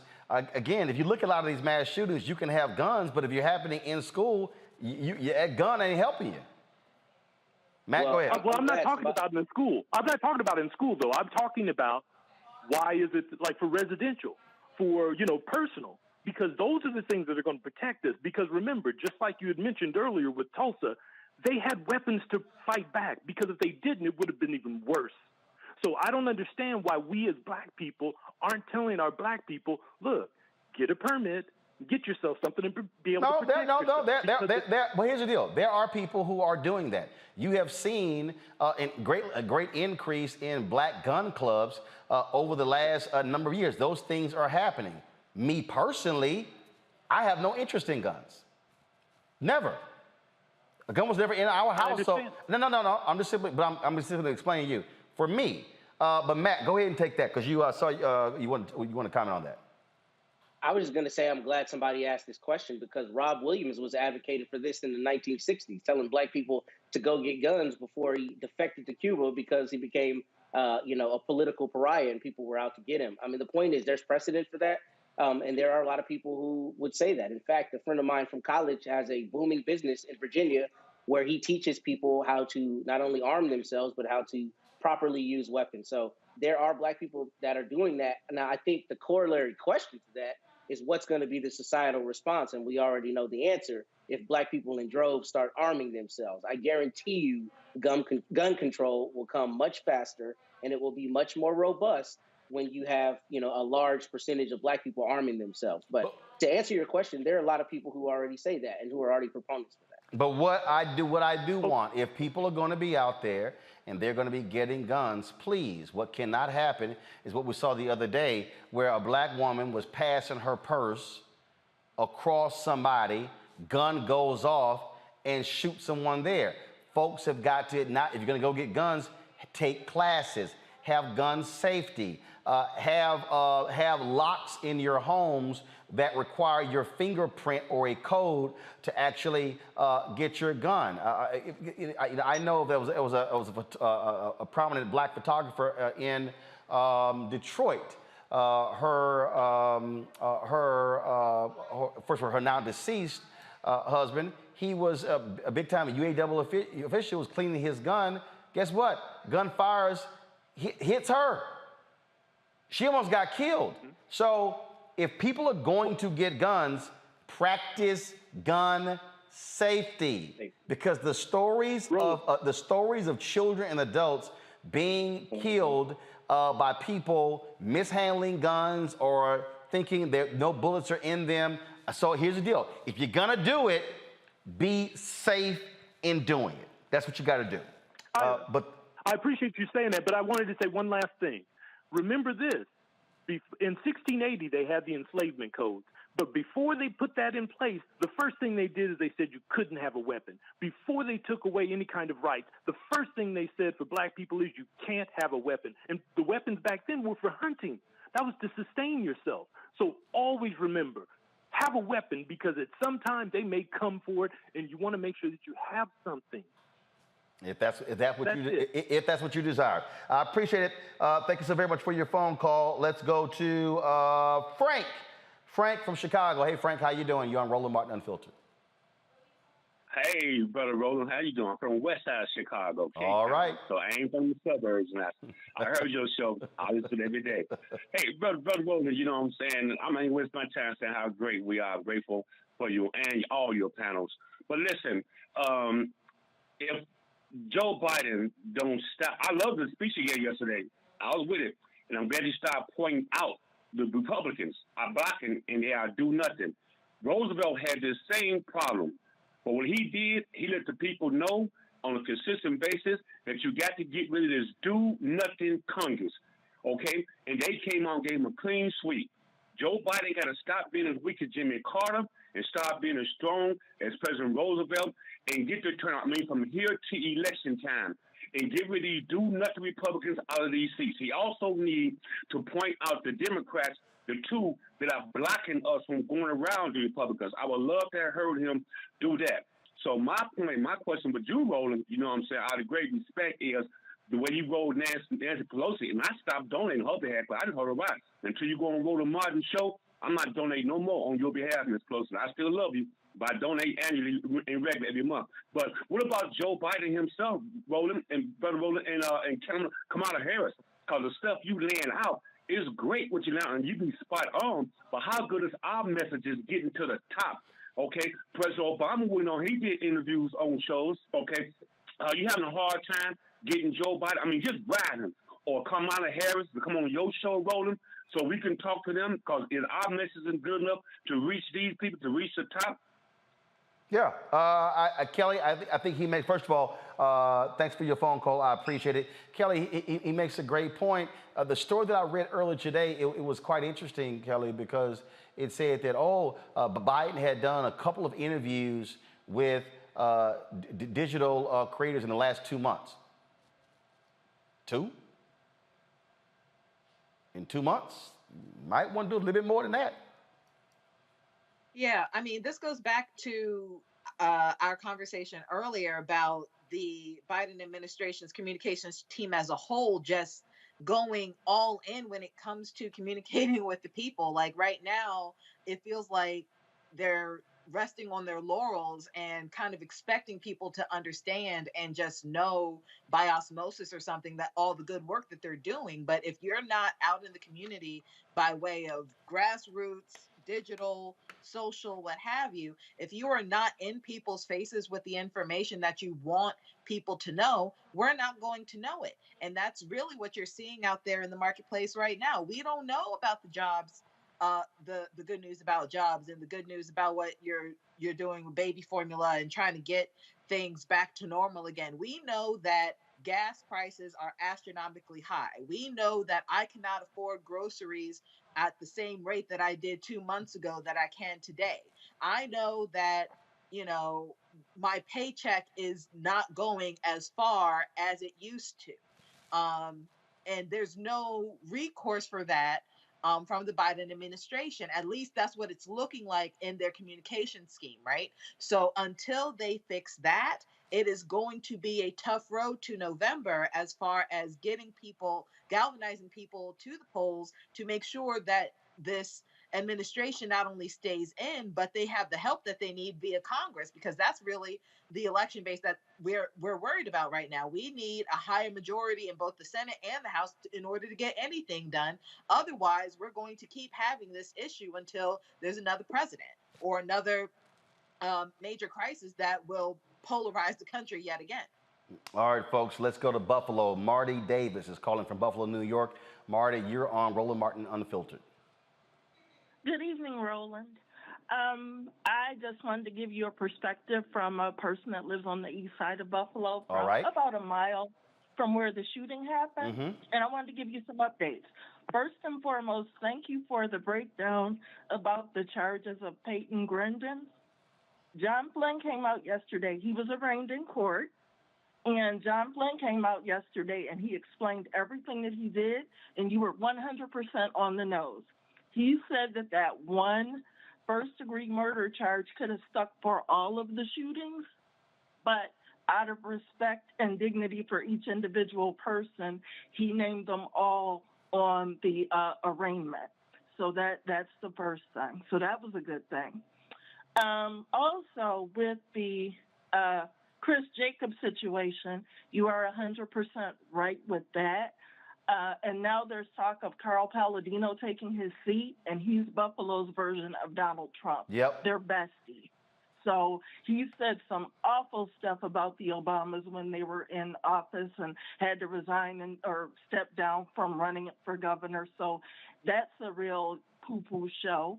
And the third thing I wanted to say to you, too, was on May 25th, because I reinstated my subscription to the Buffalo News with the digital version, what hurt my heart and struck me was, for the first time in my life, I saw laid out on the newspaper in the digital form, not just scrolling through with the articles, we had Uvalde and the funeral, a write-up about laying Celestine Chaney to rest. And then they talked about how Tops, even though, the shooting happened and how the East Side is struggling, the whole front page was about the two mass shootings. I've never seen them overlap in my life. That just broke me into pieces. So when I went to Twitter that day, every time a Republican tried to, Joe Biden energy crisis, I hurried up and tweeted that front page to them. They didn't say a word. There you go. And that's how we have to respond every single time. Yeah. Marty, we appreciate it. It's been a while since I've been in Buffalo, but certainly give my thoughts and prayers to all the folks there in Buffalo. Thank you very much. And also, we've been trying, and just so you know, Marty, we have been trying for the last 2.5, 3 weeks to get your mayor on the show. We've been texting and emailing his communications director. He is not, Carol, has he responded one time? He has not responded one time. Not one. Well, that doesn't surprise me, because remember when you had India Walton on the show? Yep. And she was like this up-and-comer? Well, guess who our mayor aligned himself with that got him back into office? They played dirty with her on so many levels. That was, I look at Mayor Brown, he's kind of Republican. Let's just put it this way. His soul is sold forever because of the stuff he pulled with her. The Palladino, they became buddies during that time. That's how he ended up getting back in. When have you ever known for ballots to be pre-stamped? Yep. You know what? So, you know what? I'm just going to do this here right now. Hold on one second. See, I'm just, again, I try to be as patient as I possibly can. But, but we've sat here, and I'm talking about, and his name is Mike DeGeorge. He's the director of communications for the mayor. And when I say hasn't even responded, like we've texted, and one of Reverend Jackson's, one of his folks said the mayor wants to come on. We've been hitting Mike DeGeorge. So all y'all in Buffalo, please tell the mayor that his director of communications is not responding to Black-owned media, even when he says he wants to do it. So you know what? I will tweet him right now. Not that he's going to listen to me. I didn't vote for him anyway because I had an issue with my garbage can. I will tweet him right now and say, you know what, Mayor Brown, what's up? Roland trying to get in touch with you. Yes, and feel free and say that he and his producer have emailed and text Mike DeGeorge for the last 3 weeks, and he hasn't responded one time. I'm on it right now. I'll tweet him. I'll tweet you, and I'll tweet Mike DeGeorge and say, what's up? Sounds good. Black media wants to talk. Black media wants to talk to Buffalo. I appreciate it. I'll do it right now, Roland. Good to talk to you. Bye. Thank you very much. I appreciate it. Thank you so very much. Let's see here. Thank you so very much. Hey, YouTube, y'all gotta be doing better. Hit the doggone like button, okay? We got 705. We should easily be at 1,000. I shouldn't be having to ask y'all to do this here. So by the time I finish this next caller, damn it, we should be over 1,000. Don't let me have to start cussing. Jay, how you doing? You on Roland Martin Unfiltered? Hey, Roland, great to be on. Great to hear you. I've been watching you since you was on TV1, and I'm thankful for the pandemic in this way that I was able to get back with you with your channel here, and I'm glad to be on. Appreciate it, Doc. What's your comment? A couple things. The first thing is I'm a former Marine, and there's procedures and things that you follow in certain situations. That incident commander in Uvalde, he just needs to step down. I don't know as far as about prosecution, but definitely stepping down. The situation in Buffalo with the 911 call dispatcher definitely should have been fired as soon as they heard that. It should have been no suspension or administrative leave, whatever they call that. So those are the things. Now, as far as everybody getting guns, that's point number two. I don't know about everybody getting guns. I do. I have guns myself, but it's for self-defense. And I think if you lean that way, you should do that. But also, everybody should get guns. There should definitely be some type of training in getting guns. I don't think that AR-15s and things like that should be something that everybody should definitely get. As once again, I'm from a Marine. Most of those weapons are for mass destruction and war and battles and things like that. So that's my personal view on that. And finally, I think really all the situation, of course, is a heart issue, is a sin issue. And I think you're doing a great job, Roland, of speaking truth to power. And right there, what you got right there is the pulpit and speak truth to power. I know you ain't going to be scared, so go ahead and do your thing, man. Love you, man. Continue to do your job. I appreciate it. Thank you so very much. That is funny. You call it the pulpit. When a few years ago, I had some folks who they were like, man, you really should be in the pulpit. I'm like, nah, God told me I can speak to more people in 5 minutes of radio than some preachers would preach to in an entire year. And so people have to understand you use your gifting where you are. And matter of fact, I was talking with Greg Carr last night, and I'm about to completely blow some of y'all away because you need to rethink this. Literally, if you look at the number of people that we are talking to right now live, 95% of all churches in America don't speak to that many people on Sunday. See, now you need to understand the power and the impact of media. I'm gonna take one more phone call before I go to a break. Let's see here. Victoria, you're on Roland Martin Unfiltered. Victoria, what's your comment? Yes, how you doing, Roland? Doing great. Good, good. I love your show. I love educating, hearing the education for our people. I was very disappointed concerning Biden's speech last night. Okay. Even, because it wasn't enough power behind it. It wasn't urgency because it was too laid back and it was lackadaisical. It almost like it was just a nonchalant speech. I really feel that we need to be more involved in getting the weapons off the street, but also allowing our people to be educated, because I'm a licensed carrier as well, but I've been trained to carry. So I truly believe that it does take somebody that is educated about their weapon and to understand that a weapon is not to be played with. So I just wanted to express my feeling, and I heard the young man say that he was impressed. I was not impressed. Maybe I'm by myself, but the speech just sounded just bland. Well, I'll say this here. I'll say this. First of all, thanks for your phone call. Here's the thing here that I think it's different. Kelly, Biden is a speaker who is about empathy in terms of how he speaks. It's not his natural. I mean, he's not going to speak like Obama. He's not going to speak like Clinton. He's not going to speak like, and so they're just simply different styles. That's just the nature of who he is. What was missing, and I agree, that call to action.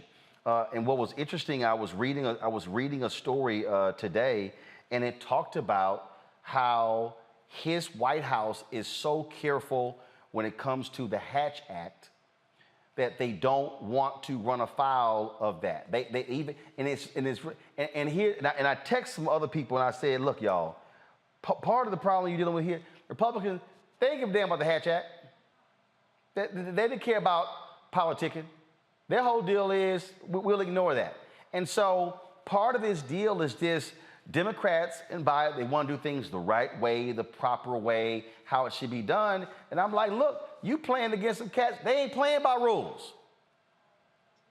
Yeah, that's exactly right. And it's unfortunate because I feel like Biden at his core, like as a person, he definitely has a lot more fire to him. But because we came from such a catastrophe of an administration being 45, his entire administration is really about rectifying all of that and reconciling all of that and restoring some semblance of balance and decorum to the White House, not just, fixing America, but the reputation of the presidency was shattered in just 4 years. And I feel like the Biden administration as a whole feels like it is their responsibility to try and repair that.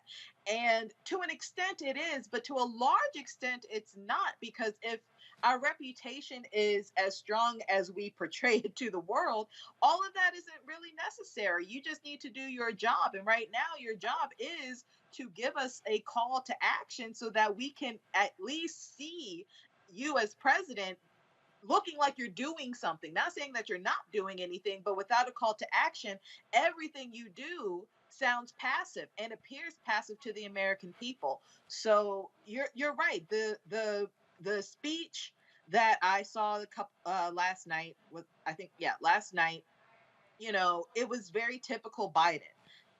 Considering that we had a void of empathy for 4 or 5 years, it is still unfortunately refreshing to see a president who cares. But right now, not only do we need a president who cares, we need a president who has some fight in him. We need that scrappy boy from Scranton to get some things done, at least appear to get things done. Because right now it's the image that we need from our president. But right? Matt, here's the whole deal.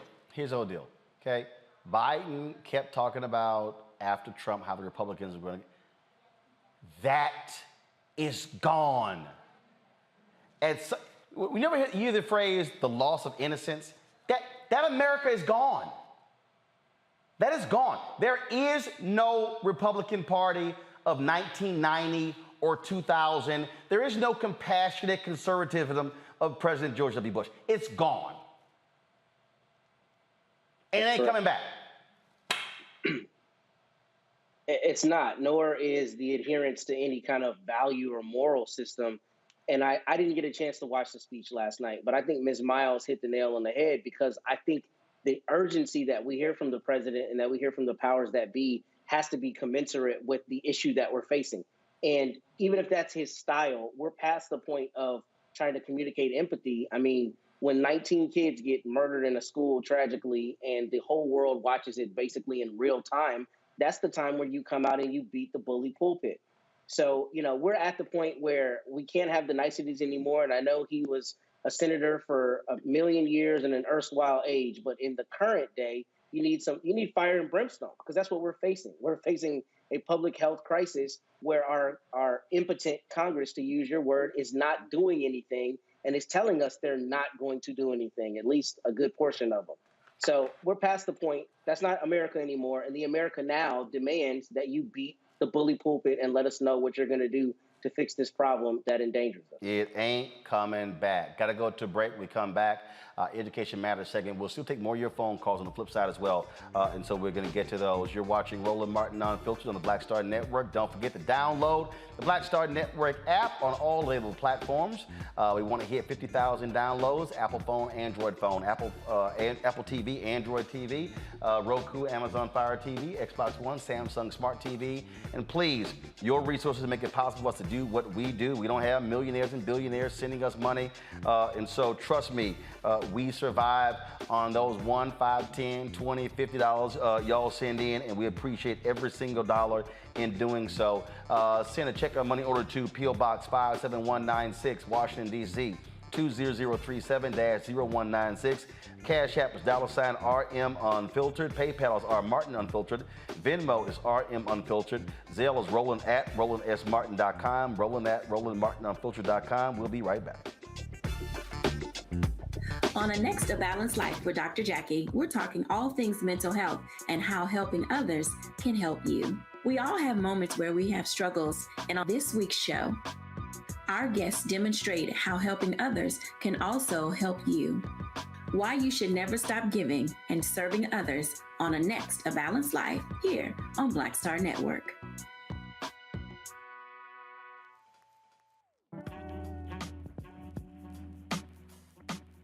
The blues form the foundation of contemporary American music, influencing African Americans' cultural and social lives. Geographically diverse incarnations of the blues arose in various regions, including the Mississippi Delta, Memphis, Chicago, and southern Texas. Country blues artists like Brian Lemon Jefferson and Charlie Patton are among the first of many popular singers who recorded their music at the beginning of the country blues genre. Virginia Liston, Ma Rainey, Bessie Smith, and Ethel Waters were instrumental in spreading the popularity of blues across the southern U.S. in the style of vaudeville blues. Blues is an ever-expansive genre of music that includes electric blues, Chicago blues, pre-war blues, jump blues, barrel house blues, and Texas blues, just to name a few.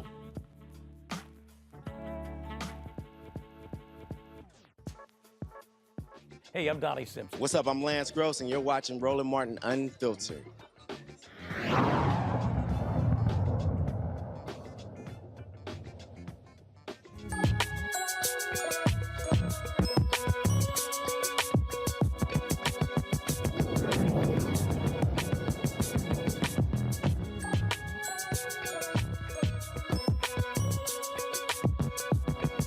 According to the census, just 26% of black men hold a college degree. My next guest, they want to actually change that. The group is called AMEN, the African American Male Education Network. They want to develop young men to ensure they're successful while attending California's community colleges. Dr. Edward Bush is the co-founder of AMEN. He joins me from Portland, Oregon. Doc, glad to have you here. First of all, how long has AMEN been around, and how many young men have gone through your program? It's great to be on your show, Roland. Man, much respect to the work that you are doing. AMEN has been in existence to 2006. And we're really more than a program, right? We touch students at a variety of levels. So since our inception, we have touched thousands of African-American men who are navigating the California community college system on their way to going directly into the workforce or transferring to a four-year university. And so what exactly is your program? And so is it a summer program? Is it all year round? So just explain exactly what is it? Yeah, great question. So we operate at three levels around a really simple idea of accountability and support. So on that first level, as college administrators who have ascended to a variety of levels of influence within the California community college system, the first thing we do is to hold ourselves accountable that in our various roles, that we make sure that we operate within the best interest of African-American students, faculty, administrators, and classified professionals. At the second level, we hold institutions, the colleges themselves, the system itself accountable to do right by African-American males, right? So we look at their data, we do professional development, we hold trainings for other community college presidents to make sure that the system that wrap around African-American men, whether or not they are engaged in our program or not, are able to walk onto that college campus and to feel the necessary support in order for them to be successful. Then at the third level, for the students in which our program touch, we hold them to be accountable and then provide support. We hold them to be accountable to be excellent when they show up inside of the classroom, to make sure that they are ready and prepared to learn in spite of the conditions that surround them that perhaps suggest that they should not even be on a college campus. So with that, we do conferences that average over 1,000 students. I don't know if you recall, Roland, I think around 2015, you were one of our speakers and you joined Angela Rye on stage. Oh, yeah. Our conferences, if you recall that. We run a mentorship program where we touch hundreds of students that are paired up with African-American males in the community college system. And we have what's called our student charters, AMEN student charters, that exist at 26 institutions across the state. I'm happy to report that the governor included us in the state budget for $1.1 million to increase the number of charters from 26 to 50 throughout the California community college system. And our charters average 30 students in each of our 26 charters. Also, we have a study abroad program. We take an average of 10 students every year free of charge to the continent of Africa. This July, we're taking a group of students to Kenya and Tanzania. So we operate with the express, unapologetic intention of increasing outcomes for African-American students. And we do whatever we can through our scholarship and our work to make sure that that happens. Yeah, that was actually 2018, because I was actually working on MLK 50. And folks in my office kind of messed up and got the dates screwed up. That wasn't gonna go in all of that. No, I got it. It's all good. But people need to understand there's accountability. That person don't work for me anymore. And so, but I'm always trying to explain to folk why you got to handle your business. Therefore, you may have no business. You talked about, again, how we reach folks. Just a couple of weeks ago, I was at Clemson University for their Men of Color National Summit. And this was, I think this is the second time I've been there. The brother who created that program, he used to be in Akron. And I was there. Now he's gone to the University of Louisville, and he said, don't be surprised if I call you again. And this particular conference, I actually titled my speech, Just Us, and I built it around the new song of Pastor William Murphy. And what I said to them, gathered there, and folks, if y'all missed it, just go to our YouTube channel, go to Black Star Network. You don't want to miss what I had to say in this 45-minute speech. And what I said is, hey, ain't no Calvary coming to save us. No. And so it's just us. It's going to take Black men, Latino men, it's going to take men of color to actually deal with this, because the reality is this here. Black women are meeting. They're gathering. They're raising money. They're supporting. They're going to community colleges. They're going to four-year institutions. They're not waiting on anybody else. And so programs like this are critically important for Black men to say, we have to be the ones to reach other Black men. Absolutely, Ronald. You talk about program, but you're also really talking about a type of leadership approach or mindset that Black men have to have. So the 16 board members of a men got together, really fundamentally asking the question, if not us, then who? If not now, then when? And so we make sure that we push each other to be in position to best support Black men in our institution. And we can't expect anyone else to do it unless we're willing to do it ourselves. So we show up to this work unapologetically, right? That Black men who are in position of influence and power to make a difference for other Black people has to be the norm and not the exception. And that if we're not taking up that mantra, or if we're not doing that work, then we don't need to be in those positions in the first place. We say this all the time, that in our positions, we're not there based on our own merit. We are there because someone paid the price, someone made the sacrifice. And the only thing that they want in return for that sacrifice is to make the situations and circumstances better for their babies and grandbabies and great-grandbabies. And the men is committed to doing that personally as board members. Then from there, the work gets manifested or it emanates from that spirit of making sure that we repay that debt, starting with us holding ourselves accountable. Then we're able to place a level of expectation of excellence for every young man that we come in contact with. And Roland, these young men are thriving.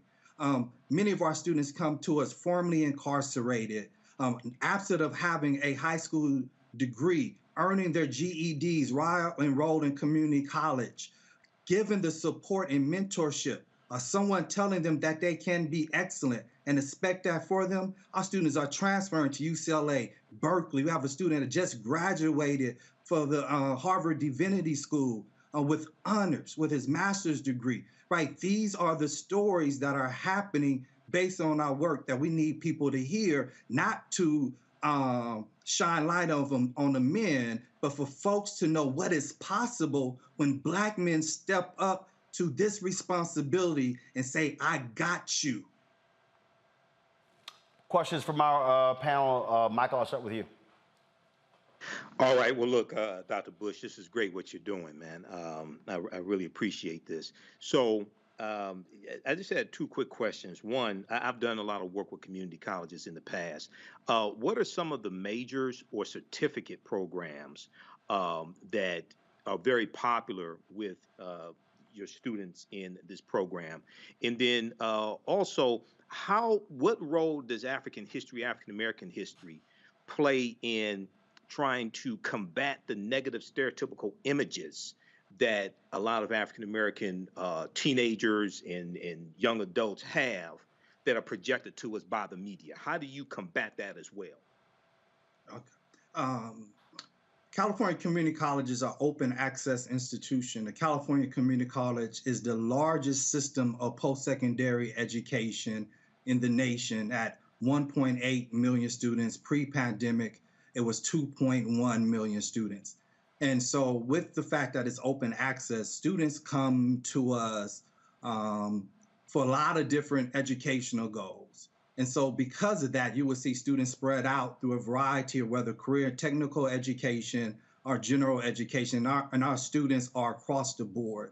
Also, one of the things that is important to note and why community college is so central in terms of African Americans have the ability to earn bachelor's degrees is that 75% of all African American men that are enrolled in public post-secondary education in the state of California is enrolled in the California Community College. So if the California Community College fails to successfully educate African American men, that means African American men in the state of California would not go on to earn bachelor degrees. It is that critical. California just recently in the K-12 education passed mandatory ethnic studies as a graduation requirement. The CSU system has done the same. And because we are a transfer institution, the community colleges now are offering ethnic studies as part of its graduation requirement. That's an important step in the state of California that affirms learning about yourself. And in fact, learning about other cultures is essential, right? Skill set that you need to function in a modern day society. For a man, cultural efficacy is everything. We put being African at the center of our work. That's why we're committed to taking our students to Africa. That's why we are co-sponsoring the All African Educators Summit in Cape Coast, Ghana with the University of Cape Coast this September, because we believe that oftentimes the stereotypes that you mention of African American men are projected on us based on other folks defining who we are. So at the essence, we are helping Black men create a real definition of who we are that's rooted in the legacy and the history that goes well before enslavement. Matt? Yeah, Dr. Bush, I want to commend you as well, brother, on this program and what you're doing. I also have two quick questions. The first is, I know that there's been some talk from this administration about making community college free. So while I commend you on the scholarships, my question is, what, if any, plans for expansion do you have should that come to fruition with community colleges becoming free, number one? And the second thing is, as a Black male who's been blessed to get an education, how do I volunteer with you, even if I'm not in the state of California? Yeah, absolutely. So this is the work of 16 brothers. I'm just so blessed that they allow me to be the spokesperson on this show today. So it's a collective work. So I applaud them for their effort because it comes with a great deal of sacrifice. We do this on top of our jobs of being college presidents, of being chancellors, being counselors, deans, and vice presidents. Within California, you have to know that the community college system is basically free for the majority of our students. And so pre-pandemic, we saw that result in enrollment growth. But now since the pandemic, African American men are experiencing the largest decline in enrollment than any other subgroup. And so we have to talk about what is going to be the long-term impact of the declining enrollment of Black men in the California community college system.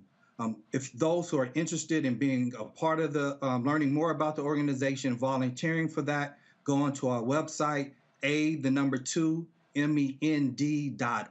That's A2MEND.org. You will see information about volunteering. One of the things that we launched this year is called the Statewide Student Mentorship Program. We partner with a Black-owned software company called Mentoring and Match that is going to allow us to take mentoring at scale. What I mean by scale is that we have set a goal that every Black male enrolled in the California community college system, if they want to have a mentor, they will be mentored.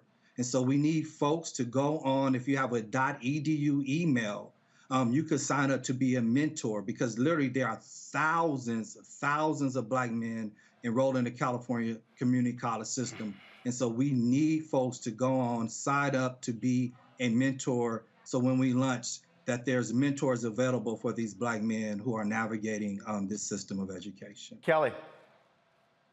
Yes. Can you just expound upon just how beneficial community college is, especially if you want to go to a four-year college, meaning not only is it cost efficient, but can you expound upon the fact that it actually builds experience so that you can have a better experience in a four-year college? Yeah, the community college system is a great tool for those who want to continue their education and to transfer to get a four-year degree. One of the major benefits of community colleges is that it's close to your community, so you're going to save a tremendous amount of costs. The fee structure is extremely low, so oftentimes students are able to complete 2 or 3 years without going into debt, which we know the student loan debt is a huge issue.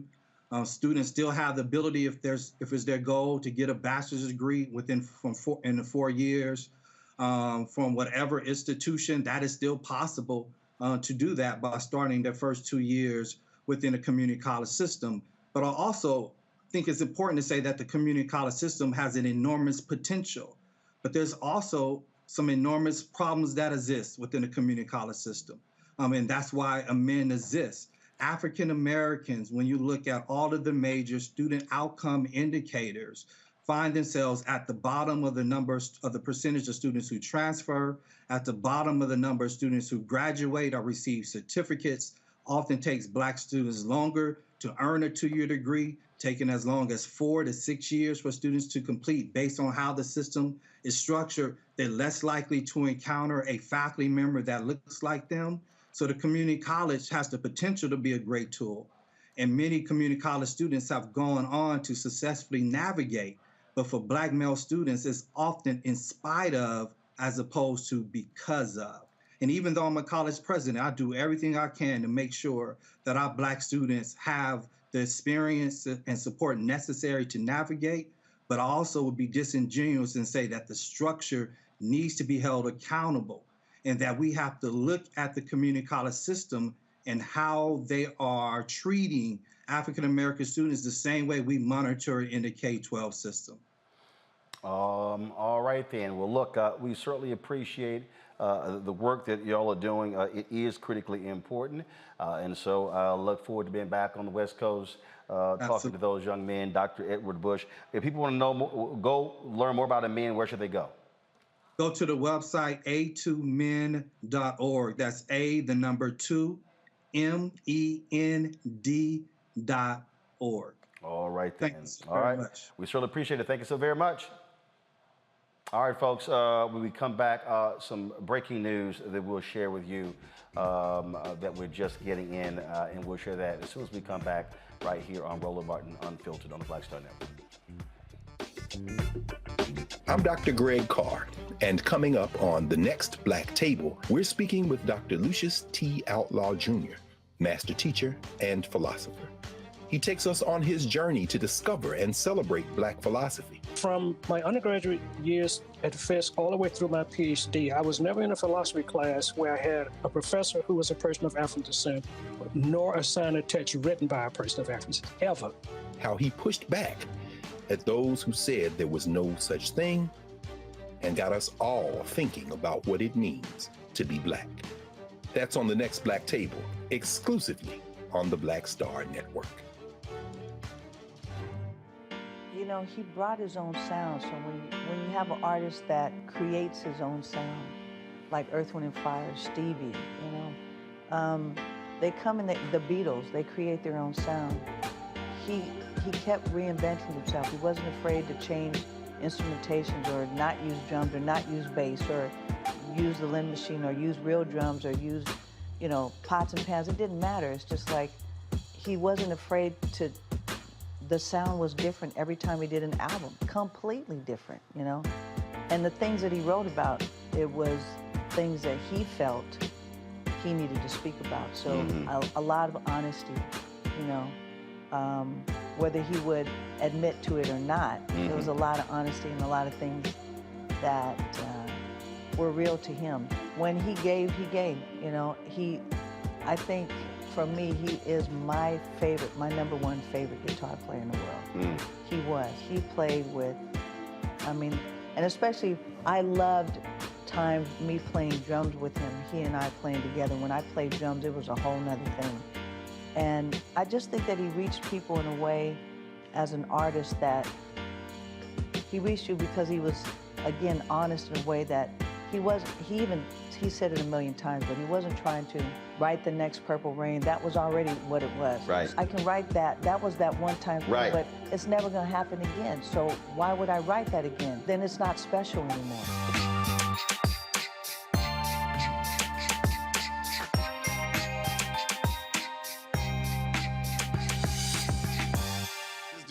What's up, y'all? I'm Will Packer. I'm Chrisette Michelle. Hi, I'm Chaley Rose, and you're watching Roland Martin Unfiltered.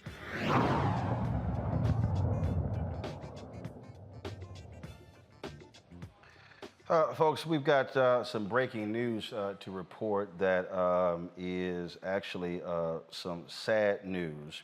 The dean of the North Carolina Central University Law School, Dr.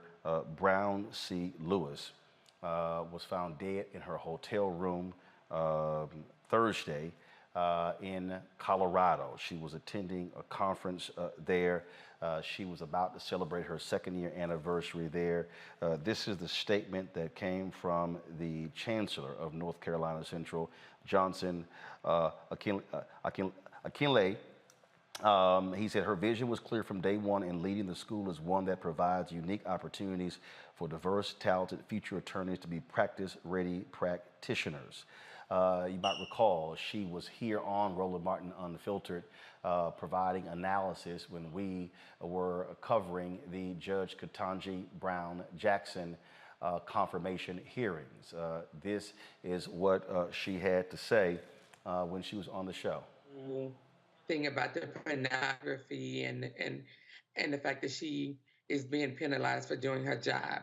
Had she done something different, she'd have been penalized for not doing that. And I think she handled it with so much grace. She controlled her face.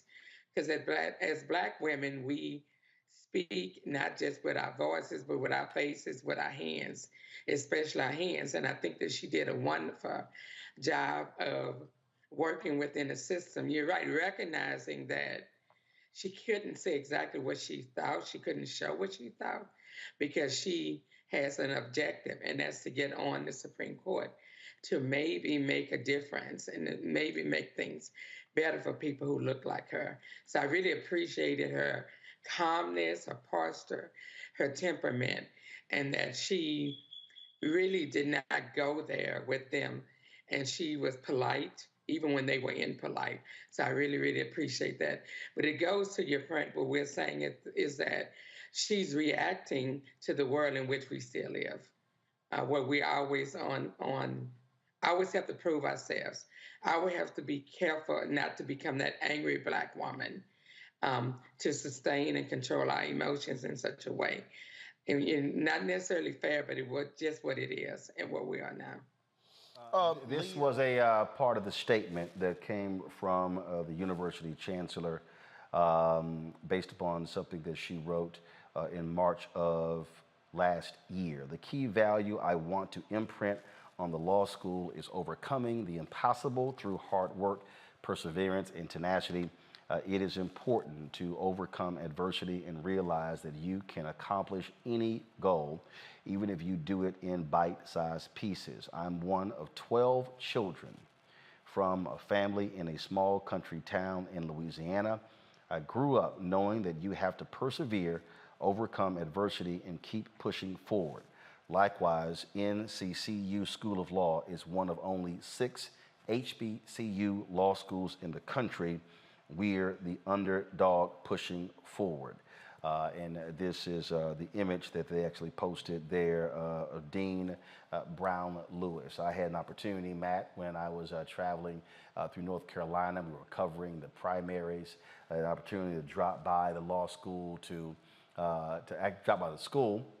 I was interviewing some people and had the opportunity to meet her, take a picture with her. That's why I got her business card, and we put her on the show. And because of all the 6 HBCU law schools in the country, several are led by women. And again, it was great having her on the show, giving her analysis when she was on. And so it is certainly shocking to hear of her passing. Indeed, and I send my condolences to all the students and faculty and everyone connected with NCCU. It is so important for me as a Black lawyer. It was when I was in law school, and even before then, to see luminaries like her at the helm of institutions and always giving of themselves and giving of their insight. So, this is a big loss. I didn't have the pleasure of knowing her, but I think something like 6% of attorneys in the country are Black people. And I think a smaller percentage of that is Black men.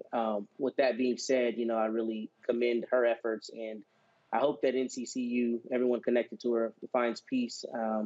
But I appreciate her efforts and appreciate her analysis when she was here on the show.